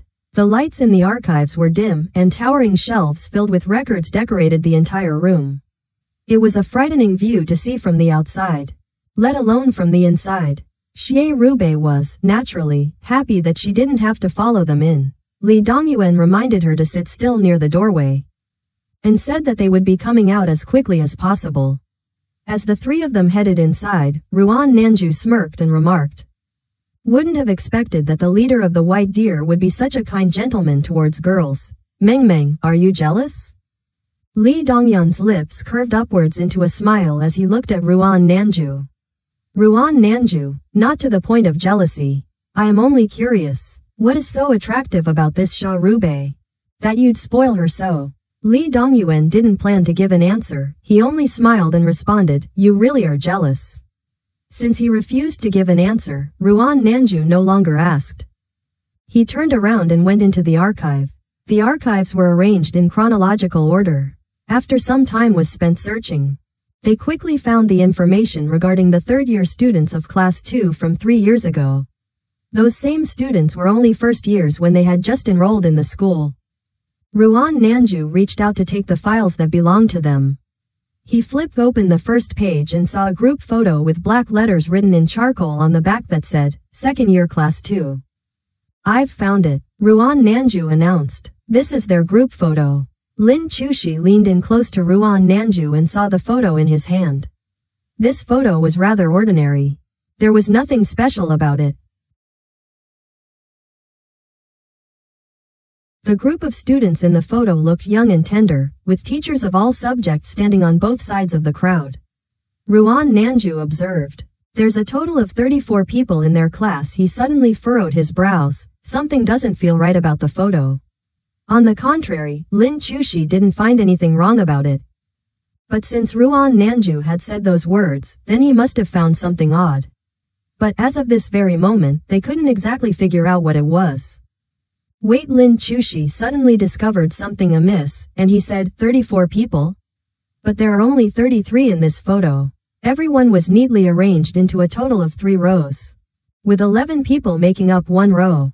At a glance, one could clearly see the total number of students in this class. That's right, it's the number of people. Ruan Nanju agreed. There are 34 biographies listed here, so where is the remaining one?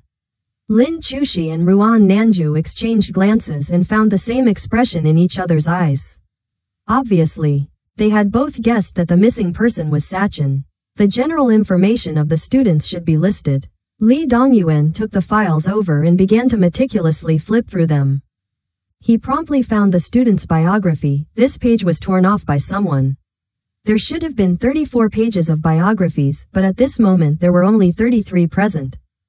One of the pages had been torn off, just like that person who was missing from the photo. I've seen this person before. Ruan Nanju suddenly pointed at someone in the photo. Seen before? Lin Chushi was startled by his comment. Don't you remember? Ruan Nanju said, the third-year student we met yesterday at the canteen. Naturally, Lin Chushi remembered him. But isn't he from third-year class 3? Ruan Nanju added, of course he is from third-year class 3. It's already a problem that third-year class 2 exists in this school. Lin Chushi, are you saying that everyone in third-year class 2 is dead? Ruan Nanju, possibly, since that person wasn't dead. Then it proved that he was exception or had done something out of the ordinary to escape from that fate. And this was an extremely important clue. The 3 of them looked around for a while, wanting to see whether there were other clues. As they bowed their heads, looking through the information, Lin Chushi heard the sound of footsteps coming from the adjacent shelf. At first, had thought it was Sha Rubei and had even called her name, but no sooner, he realized something wasn't quite right because these footsteps were not rhythmic. Rather, what he heard was a very soft thump thump thump, the very same sound of someone jumping that had previously heard in the school building.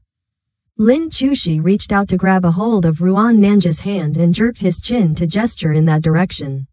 Ruan Nanju obviously did not hear that sound, but from the looks of Lin Chushi's expression, he understood that the other had noticed something. Let's go now, urged Lin Chushi. We've practically looked at everything. Lee Dongyuan appeared to have something to say, but Ruan Nanju hushed him with a gesture. As realization dawned on him, he said, all right. The 3 of them placed down the files and began walking towards the entrance. After taking a few steps, the bulky shelf behind them suddenly fell heavily upon where they had just been standing. This alarming crash caught the attention of the manager. He grew extremely angry upon seeing the shelf that had fallen down and he began lecturing them. Ruan Nanju didn't have any excuses either. He apologized in a low voice. Considering that he was quite the pretty lady, and it was easier to make one feel pity for him when he was behaving so submissively, the archives manager eventually let them off. No longer lecturing them, only then were the 3 of them permitted to leave. After making their way to the door, Ruan Nanju quietly asked, "Did you see that?" Lin Chushi, "See what?"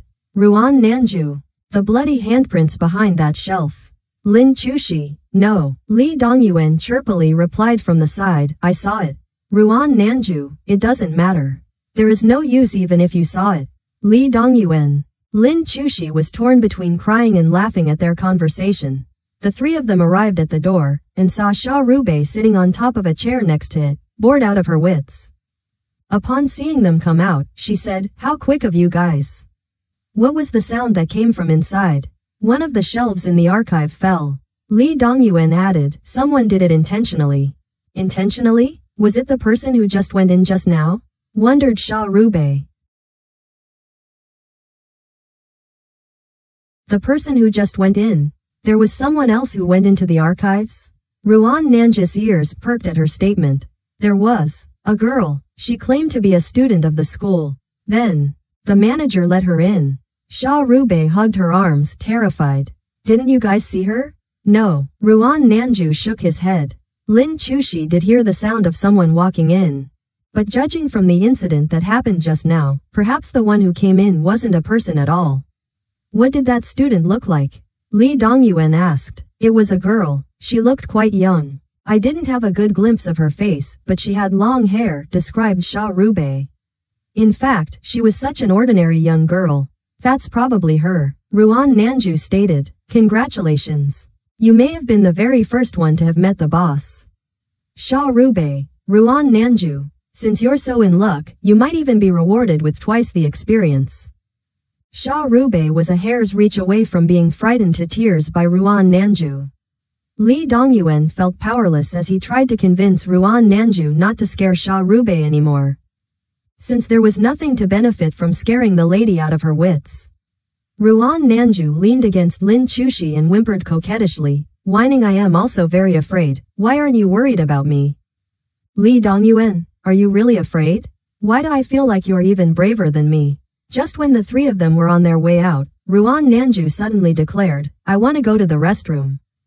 Lin, please accompany me. Li Dongyuan protested, "Let us all go together." Lin Chushi thought in his heart, "Friend, why are you so nervous? Could it be that you've realized he could actually go to the same toilet as I?" Thankfully, the toilets in this school were all separate cubicles. Or Ruan Nanju truly might be risked exposing his identity otherwise. When the four of them arrived outside the bathrooms, Sha Rubei and Ruan Nanju entered the females' toilet, while Lin Chushi and Li Dongyuan entered the males'. Lin Chushi entered the stall and was just about to take off his trousers, when he heard someone knocking at his door. Just as he was about to ask Li Dongyuan, "Why are you knocking on my door?" he felt something was awfully wrong. Li Dongyuan was obviously using the stall to his right. So why were the knocking sounds coming from his left? "You Lin." Li Dongyuan's voice sounded from the other side. "Are there any words on the walls?" Lin Chushi was rather taken aback after he heard that. He soon realized there, indeed, were a few rows of words written on the wall. After reading the words carefully, the hairs on Lin Chushi's back immediately stood on end. On the white painted walls, written in small characters, were a few lines. Sachin's name is actually Sachiko. But she's called herself Sachin ever since she was little. Oh, how funny. Sachin really loves bananas, but she can only eat half of her favorite bananas. Oh, how pitiful. Sachin has left for a faraway place, and shall soon forget about me. Oh, how lonely, Sachin. And the final line of these lyrics was the forbidden sentence that should never be sung. My legs are gone, so won't you give me yours? Do you see them? Li Dongyuan wondered. Lin Chushi stared at those words in silence, then regretfully replied, sorry. To be honest, I can't read. Li Dongyuan on the left, Lin Chushi. My family was poor, so I wasn't able to attend school. I actually don't know that many words. Why don't you come in and take a look yourself afterwards? The other side no longer spoke. Lin Chushi guessed that the person who wanted him to recite these words out loud was rendered speechless by his ignorance. At any rate, Lin Chushi didn't continue his business, and he quickly rushed out of the bathroom stall. Yet, who could have guessed that when he walked to the door, the three of them were already waiting for him? Why did you take so long? Ruan Nanju asked him. Kidney deficiency, huh? Li Dongyuan chuckled as he verbally attacked Lin Chushi. Lin Chushi paid him no attention. How long did I take? Ruan Nanju took a look at his watch. More than 10 minutes. Lin Chushi sighed. Just now, I met Sachin inside. The other three's expressions froze abruptly at his words, especially Sha Rabai's. Nervous to begin with, she was so shocked that she staggered a few steps back. Sachin? The Sachin from the clue? Yes, Lin Chushi confirmed. She mimicked Li Dongyan's voice and wanted me to read the words on the wall out loud. If not for the clue, I might already have read those lyrics. Let us go in and take a look, suggested Ruan Nanju. Once again, the four of them entered the men's bathroom. Fear aside, Sha Rubei was a little shy, but Ruan Nanju, on the other hand, didn't reveal the slightest discomfort after all. This was where he truly belonged. Lin Chushi found the stall had gone into earlier. He pushed the door open only to be greeted by the sight of red handprints plastering all over the once white walls, covering up every single word had seen just now. These bloody handprints were even more obvious in the cabin to its left. There was a thin layer of blood caking the surface of the floors. It looked as if someone, who was heavily wounded, had waited in this cabin for a long time. Wait, I suddenly remembered something. Sha Rabai's eyes widened at the sight of these blood-red handprints. The girl who entered the archives just now was a cripple. At the mention of cripples, they all immediately recalled the leg Sachin had lost. She was limping while she walked. I didn't pay attention to it back then, but thinking of it now even more intense shivers spread through Sha Rabai's entire body. Let's go, Ruan Nanju continued. In any case, we know the general death conditions now. Just don't recite those lyrics and we will be fine. The importance of the clue became ever more obvious at this moment. It would have been very difficult not to fall victim to it had they not known about it beforehand. If worse came to worst, they might have even died without being aware of the situation.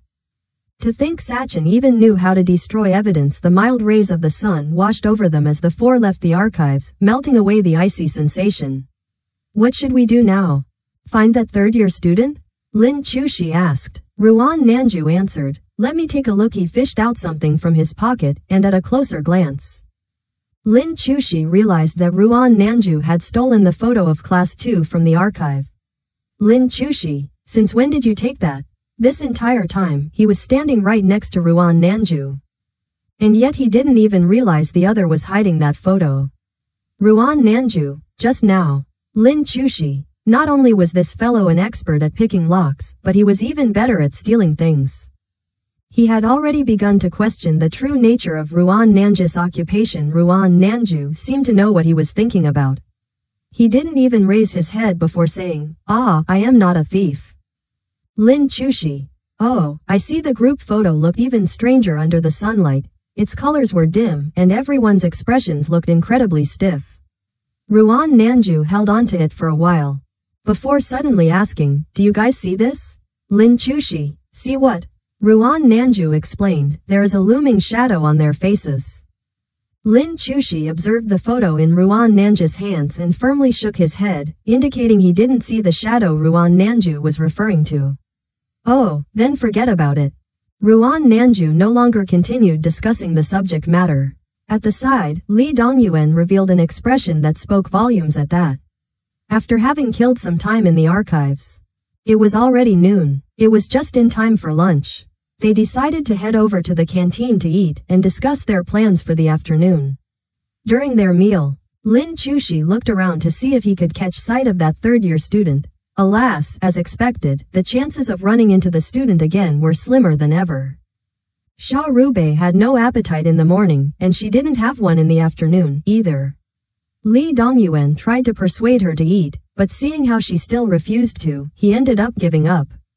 If there was anyone who was capable of eating to their heart's content, it was Ruan Nanju. After wolfing down his meal, he went as far as to coquettishly pester Li Dongyuan to buy him 2 chicken drumsticks. I want some chicken too. Sha Rubei, who originally didn't intend to eat, suddenly spoke up as she told Li Dongyuan, Big Brother Meng, I want 3 of them. Ruan Nanju, I want 4 of them. Sha Rubei, I want 5. Ruan Nanju, I want 6. Sha Rubei gritted her teeth and her eyes reddened. She forced herself to say, I want 7. Lin Chushi, what are you guys competing over? Also, Ruan Nanju. Why are you so well versed in bullying little ladies? Isn't it a bit too unfair for a big man to compare his appetite to a little lady's? Li Dongyuan exposed a defeated look. Could you people really finish all of them? Ruan Nanju, I could finish double that amount, but I don't want to eat too much. He bashfully looked at Sha Rubei and smiled, I am afraid of being fat. He even purposely glanced at Sha Rubei's waist. Sha Rubei almost fainted in fury at Ruan Nanju's words. She fumed angrily, I can finish it. I am not afraid of being fat. Li Dongyuan was at a loss for words. He got up and went to buy chicken legs for the two. A few minutes later, Ruan Nanju and Sha Rubei were both munching on drumsticks. The chicken legs in the canteen of this school were delicious. They were marinated, scrumptiously tender on the inside and packed with rich juices with every bite, exuding the unique, flavorful scent of spices that were used to season them. Sha Rubei was starving after having not eaten for an entire day. These chicken legs had fueled her appetite. She finished 4 in a single breath and forcibly stuffed the 5th one down as well. Then looked at the remaining 2, rather troubled. Ruan Nanju took his time finishing 4 chicken legs, then picked up the 5th one before waving his hand at Lin Chushi, I can't eat anymore. Having heard his words, Sha Rubei heaved out a breath of relief and softly exhaled, Big brother Meng, I can't eat anymore either. It's alright, Li Dongyuan replied, let me do it. He had initially thought that Ruan Nanju would continue to enrage Sha Rubei, provoking her until she finished them all and ruined her stomach. But he certainly wouldn't have imagined that Ruan Nanju knew where to draw the line. After finishing the chicken legs and wiping his hands clean, Ruan Nanju suggested that they take a look at the place where the 3rd years were having their classes. Everyone agreed, and so, the group of people headed towards the direction of the teaching building. Ruan Nanju was in the midst of examining that strange group photo. He appeared to have found some sort of clue on the photo. But Lin Chushi wasn't able to see the black-colored shadow he mentioned, just like how they couldn't hear what Lin Chushi could hear. It seems like they are having classes. Upon arriving at the school building, Lin Chushi heard the voices of the teachers echoing from above. Aren't they about to take their final examination? Ruan Nanju suddenly recalled. How many more days until their finals? I am not too sure. Lin Chushi shook his head, we should ask, as of right now. There were only 10 minutes until recess. The 4 of them walked around the school building for a while. Most of the students in this building were 3rd-year students. Furthermore, there were a total of 16 arts and sciences classes, dispersed throughout the 4 to 5 floors of the building. Recess had yet to start. When they found class 3 of the 3rd years, the classroom where the student in the group photo should have been. The 4 of them waited outside for a while before recess finally came. Once the teacher left, Ruan Nanju immediately went inside the classroom and searched for his target. The instant that student caught sight of Ruan Nanju, he gave a nervous look, seemingly recalling how they had briefly met in the canteen the day before. Could I talk with you for a moment? Asked Ruan Nanju. What do you want to talk about? The student was awfully guarded. Are you sure you'd like to discuss it here? Ruan Nanju looked around. People who were born eye-catching would always catch people's attention anywhere they went. Because of Ruan Nanju, the gazes of the entire classroom had gathered on the 2 of them. The student pursed his lips, his expression stiffening as he stood.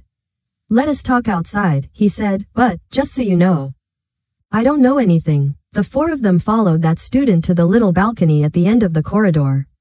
Ruan Nanju then asked, care to tell us your name? My name is Ko Shinobu. The student stated, hurry up and tell me what you want. It's almost time for me to head back to class. We are investigating something that happened in your class. Ruan Nanju went straight to the point.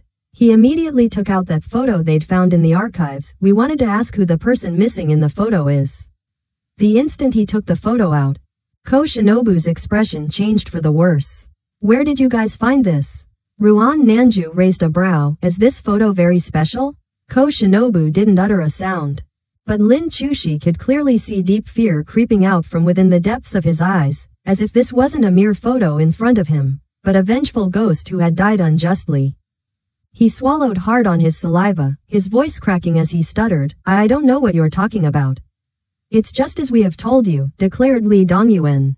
He then continued in a frighteningly calm tone, it's not our intention to make things difficult for you. We only wish to inquire about the identity of the missing individual from this photo. What is her name?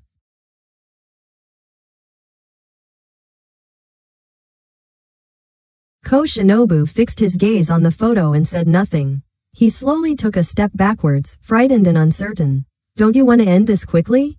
Lee Dongyan's voice was light and seductive, resembling that of an evil spirit trying to coax someone into opening Pandora's box.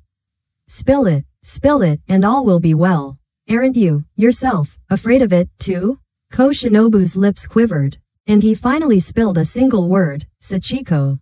Lee Dongyuan, Sachiko? Yeah, that's her. Ko Shinobu stammered. The person who should never have existed in our class. He looked to be in a trance, as though he would continue spilling everything, but just then, the bell rang, waking him from his stupor. He seemed to have realized what he had just uttered and looked extremely frightened. No longer paying attention to Lee Dongyuan, he turned around and ran. Lee Dongyuan stared at his retreating figure with helplessness and sighed, so close. Isn't that right? Ruan Nanju gave Lee Dongyuan a knowing look, so close. Truly, what a pity. Chapter 50, 3 years ago Ko Shinobu declined another conversation with them ever since their last. He sat in the classroom and refused to move no matter what. There was nothing the four of them could do. They could only come again tomorrow to avoid drawing attention from other NPCs. When that time came, they would seek out a chance to have a proper talk with him. After all, he seemed to be holding the most important clues. We'll end it here for today. Let's return to our rooms early and get some rest. Ruan Nanju confessed with a yawn, I am also quite exhausted. Alright. Lee Dongyuan had never objected to Ruan Nanju's suggestion since they entered the door world. Whatever Ruan Nanju said, he did without hesitation, in a sense. It was quite considerate and gentlemanly of him. The four of them ate something simple before returning to the school building, but upon arriving at the entrance, they saw the female newcomer walking around in circles with a panic-stricken face. What happened? Lin Chushi asked her. The woman stammered, her voice plagued by heavy concern. That I have a friend who hasn't come back. Where were you both going? Inquired Ruan Nanju. The old school building, the woman said. I went to the bathroom before coming back and saw that he was gone. I looked all over the entire building, but I still couldn't find him. I grew more afraid the longer I stayed, so I came back after that. He went missing in the old school building? Lee Dongyuan tilted his head and glanced out of the window at the darkening sky. There is no use in being hasty. It's impossible to look for him now that it's after dark. I would suggest that you rest for the night. We will accompany you to take a look tomorrow. Although the woman looked very afraid, she nodded her head. It seemed like she, too, wasn't keen on returning to the sinister-looking old school building at a time like this. And so, the group of people returned to their own rooms to take a rest. The more experience they gained from inside the door world, the more they understood what a disappearance indicated. When someone went missing in a world riddled with death traps, the chance for their survival was 0 to none. From the looks of it, that woman's friend was most likely already a goner. As they all lay in bed, they analyzed the clues they'd obtained today. Ruan Nanju then mentioned a vital clue. Aren't they going to take their final examinations soon? Lin Chushi replied, that's right. Why? Ruan Nanju, the current season is certainly not winter. The temperature is moderate if not warm. That being said, they're not taking the semester final exams students usually take before their winter vacation. Lin Chushi suddenly understood what Ruan Nanju was suggesting. Do you mean their college entrance examinations are soon? Correct, Ruan Nanju stated. I reckon this is a crucial moment in time. Once final exam season ends, he will no longer be a student of this school. The cogs in Shah Rabai's mind clicked in that very moment. So the final examination is actually the college entrance exam. Doesn't this mean this is our deadline? What if we still aren't able to find the key by then? Ruan Nanju smiled. There are two possible outcomes to such a situation. The first is that time will flow backwards and we will experience these past few days all over again. The second is that these supernatural entities will unleash a massacre and leave behind only one fortunate soul. The door will then open on its own. Either situation was terrible, regardless. Sha Rubei dared not to speak any longer, and she shrank herself into a ball. Meng Meng, how many doors have you been through? Li Dongyuan asked all of a sudden. You seem awfully experienced. Mr. Meng, didn't anyone teach you that you should never ask someone else about their trump card? Ruan Nanju didn't even care to be polite. Moreover, regardless of how experienced I am, I wouldn't be able to compare to the leader of White Deer. Li Dongyuan raised a brow. That might not be necessarily so. They went to get some shut-eye after their discussion. As he gazed dazedly at the bunk above him, his mind wandering elsewhere. Lin Chushi slowly drifted off to sleep. He had a dreamless night, one that was rather peaceful, as well. Lin Chushi pleasantly welcomed the morning of the second day. The four of them woke up on time at 7 in the morning. After washing, they prepared themselves to accompany the woman from yesterday to check out the situation in the old school building. My name is Luo Xiaoyu. The newcomer timidly introduced herself. Shed obviously had a sleepless night. Massive dark circles hung under her eyes and fear and alarm enveloped her. You mean that he is dead? More or less, replied Li Dongyuan. If he's still alive, he would not have spent the night in the old school building. His words held truth. Luo Shenyu hugged her arms as cold sweat drenched her entire body. They arrived at the old school building and saw that its unlocked metal gates were still wide open. Luo Xiaoyu said they had unlocked it when they'd visited this place earlier. When she left yesterday, she had used a stone to stop it from snapping closed in fear of her friend being locked inside. She didn't expect it to be untouched since yesterday, but at least they were now certain that her friend hadn't left the school building. On which floor did both of you lose contact back then? Ruan Nanju asked. The fourth. Luo Xiaoyu remembered very clearly. At the end of the fourth floor was a classroom. It seemed to be the class 2 of the second years. Hearing class 2, Lin Chushi and Ruan Nanju exchanged glances at the same time. Let us go up and take a look, proposed Li Dongyuan. The five of them went up to the fourth floor. As he walked onwards, Lin Chushi listened to his surroundings intently, afraid of hearing the same thumping sound from earlier, because this would mean that Sachin was nearby. But thankfully, the sound never appeared even after they had reached the fourth floor.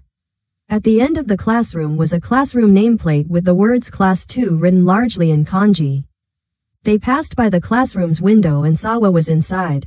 The classroom wasn't huge by any means. One could see everything from the outside at a single glance. Desks and chairs sat in the empty classroom, but the friend Luo Xiaoyu mentioned was not there. Not here, Li Dongyuan said. Perhaps he went somewhere else. Why did you guys separate again? Through her quivering lips, Luo Xiaoyu fretfully stammered. I went to the bathroom during that time, and when I came back, he was gone. I didn't even see him after that. Should we go to other floors to take a look? Lin Chushi suggested. No harm in doing so. Ruan Nanju nodded, as the five of them headed into the direction of the stairs. A deafening clang echoed from behind them. It sounded like something had fallen from above and crashed heavily against the ground. Everyone jumped at this sound. A few people began seeking the source of the sound and, very quickly, they nodded it came from the empty class 2 from before. Inside the classroom that had previously held only desks and chairs was now a bloody corpse. That corpse appeared to have fallen from the ceiling, throwing the neatly arranged desks and chairs into primal chaos. At the sight of this, Luo Xiaoyu could not refrain from crying out loud. Sha Rubei was slightly better off than her, as she had kept quiet, only taking a few, staggered steps back, with a shaky hand over her mouth. Let us go in and take a look, Ruan Nanju said, before fishing out a bobby pin to pick the lock. Lin Chushi stood at the side as he watched the other, used to the way he worked. It was Sha Rubei who was both curious and scared, squatting down from afar with her chin propped onto her knees as she watched, looking a tad cute. Before long, a furtive click sounded, and the uncomplicated lock of the school fell to the ground with a clank.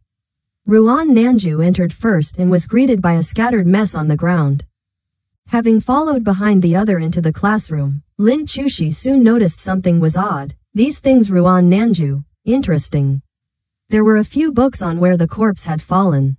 From afar, these books looked like teaching materials.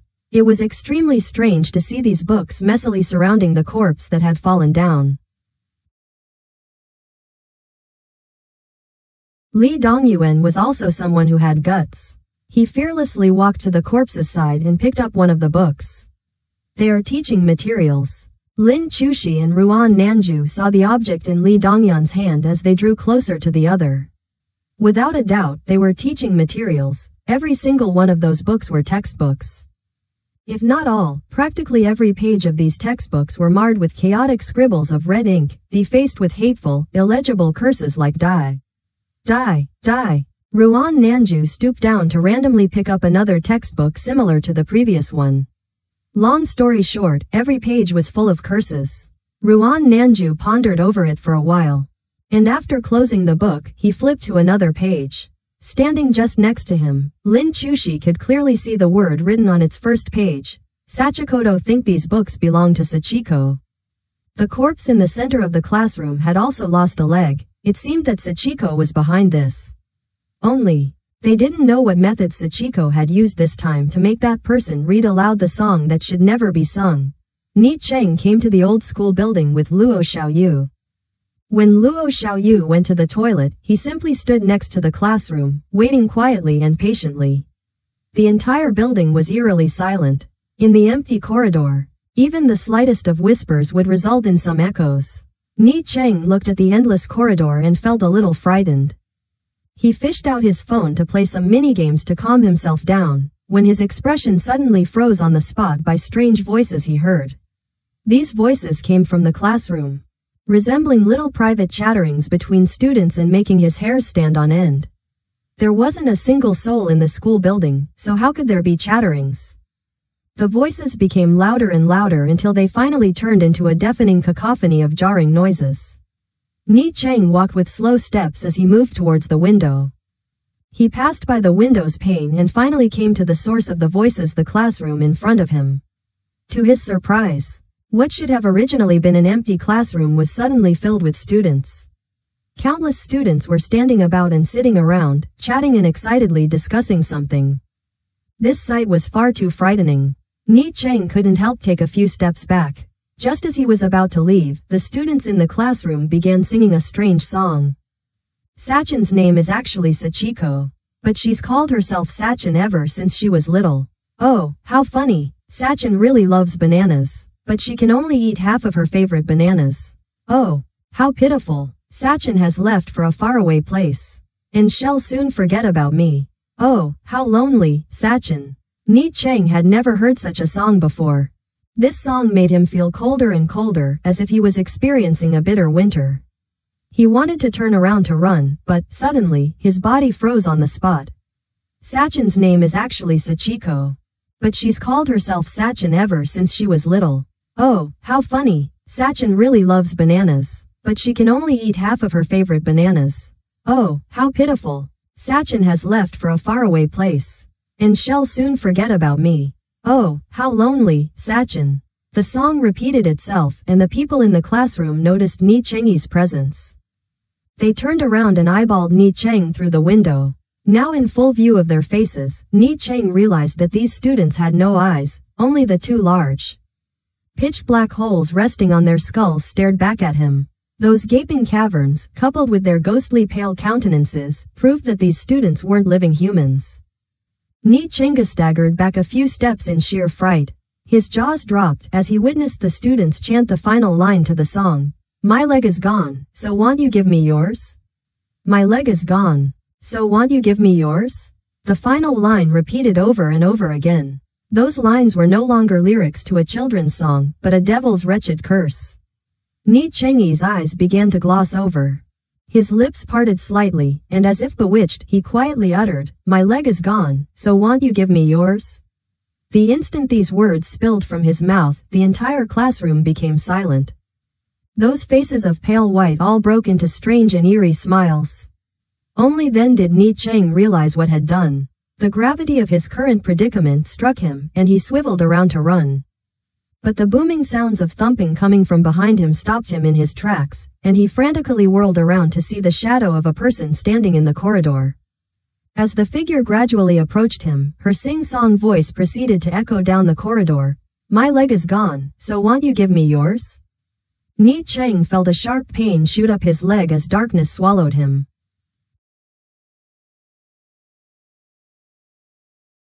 After coming out from the old school building, Lin Chushi and the others wanted to look for Ko Shinobu to have a talk. However, considering his behavior yesterday, Ruan Nanju suggested stopping him by the gates of the school and taking him to a place where they wouldn't draw any attention to ask about everything in detail. Li Dongyuan actively responded to Ruan Nanju's proposal. He expressed that he was formidable in strength and that he alone could bring Ko Shinobu to them without any assistance. Lin Chushi thought that, thankfully, this wasn't reality. Otherwise, the four of them snooping around could have alerted security to drag them away. It was already 6 in the afternoon at this moment. The students were successively ending classes and leaving the school premises. In usual situations, third-year students would still be self-studying in the school at night. However, perhaps it was due to the incidents that happened in this school that all the students left before 7 p.m. The originally rowdy school grounds soon became even more silent than a deathly quiet cemetery. The four of them kept their eyes on the school's gates, and yet even after half a day, Ko Shinobu didn't show up. Finally, Sha Rubei could not hold back any longer and suspiciously asked aloud, did we miss him? Why haven't we seen Ko Shinobu until now? It's impossible that we missed him. Ruan Nanju was extremely confident in his eyesight, he indeed never came. Then should we head over to the school building and take a look? Li Dongyuan suggested. Alright, Ruan Nanju said. The two of you wait here. You Linlin, you and I will head over. Just as Lin Chushi was about to say alright, Li Dongyuan gave a half smile. Meng, that wouldn't be particularly appropriate. Ruan Nanju raised a brow. Why wouldn't it be appropriate? Li Dongyuan said, what if we ran into Ko Shinobu at the gate? Aren't you afraid that we would withhold the information we gathered from you? Ruan Nanju gave Li Dongyuan a once-over. It was obvious that Li Dongyuan was using themselves as an example, but in reality, he was worried that it was Ruan Nanju and Lin Chushi who would withhold information from them. After all, they were people from different organizations, it was only natural to be concerned. Why don't you and Sha Rubei stand guard here, and you Linlin and I will head over to check things out? Li Dongyuan said, this way, both you and I can rest assured. Ruan Nanju pondered over it for a while and unexpectedly agreed to Li Dongyuan's suggestion. Sounds good. He then turned to look at Lin Chushi, the sooner you leave, the sooner you can come back. Lin Chushi nodded his head. Afterwards, Lin Chushi and Li Dongyuan began heading towards the school building, wanting to see where Ko Shinobu had gone. Along the way, Li Dongyuan asked about matters pertaining to Zhu Meng, about Yu Linlin and Zhu Meng's relationship, and Zhu Meng's position in Obsidian. Lin Chushi blatantly brushed off all of his questions without second thoughts, half-assedly answering with, I don't know, I am not sure, and I don't really understand. Li Dongyuan wasn't even slightly angry at being dismissed in such a manner. With smiling eyes, he looked at Lin Chushi, and remarked, why are all of you guys from Obsidian so very interesting? Lin Chushi, we're not very interesting, just average. Both of them reached the ground floor of the school building. Inside, everyone had practically left, leaving behind only a few classrooms with the lights still turned on. Among them was class 3 of the third years. Let us go up and take a look, said Li Dongyuan. Lin Chushi and he climbed up the stairs together and eventually arrived at class 3 of the third year. Just when they neared the classroom, a commotion came from inside. Listening more closely, one of those voices seemed to belong to Ko Shinobu. It appeared as though he was in the middle of a quarrel with someone else. You know something, don't you? This was an unfamiliar voice, sounding very young. The owner was most probably a student. What do I know? I don't know anything. Don't come looking for me anymore. Once final exams are over, everything will be over, Ko Shinobu shouted, his voice severely afflicted by agitation. Over? How could it be over? What if she follows us to college, huh? How do we know with certainty that such a curse will even come to an end? The other's voice grew louder. He appeared to be in such distress that he had even fiercely slammed his palms against the table. Do you really not know anything? I don't know anything, Ko Shinobu yelled exasperatedly. If I knew, do you really think I would just watch all of them die so miserably? Then why aren't you dead? That person shouted back. You're the only one alive and well. Ko Shinobu grew furious at the other's words. Foul expletives spilled from his mouth and he angrily roared, "What the fuck are you trying to say, huh? What the hell do you mean by I am the only one alive and well? Aren't you alive too? If not for the things you told me, I would not be alive. Now they're all dead. What use is there for me to be alive? Let me tell you, Ko Shinobu, if I find out that this matter is related to you in any way." That voice turned dreadfully chilling and foreboding. Incomparably cold enough to make one shiver in fear. "I swear to never let you get away with it." Ko Shinobu exploded, cursing and swearing madly. "Leave. Get the fuck out of my face. You goddamn traitor." That person gave a cold laugh and said, "There is no need for you to tell me. I will leave on my own. You take care of yourself."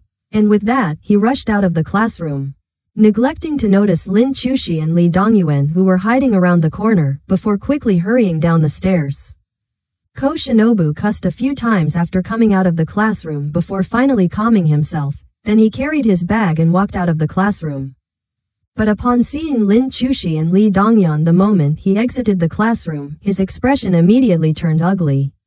"What in the world do you guys want? I already said I don't know anything." Lee Dongyuan smiled faintly at him. "Student Ko, we have not even asked anything of you yet." Ko Shinobu cagily retorted, "Well, whatever answers you want, I don't have." "Link," I said. "I don't know anything." After stressing this, he turned on his heels to leave, but Lee Dongyuan caught him at that moment. "What are you doing?" The string keeping Ko Shinobu's anger in check snapped. The smile on Lee Dongyuan's face dimmed. "Son, don't make me use force on you." Ko Shinobu started. "You." Lee Dongyuan interrupted him. "This school is experiencing frequent deaths, isn't it?"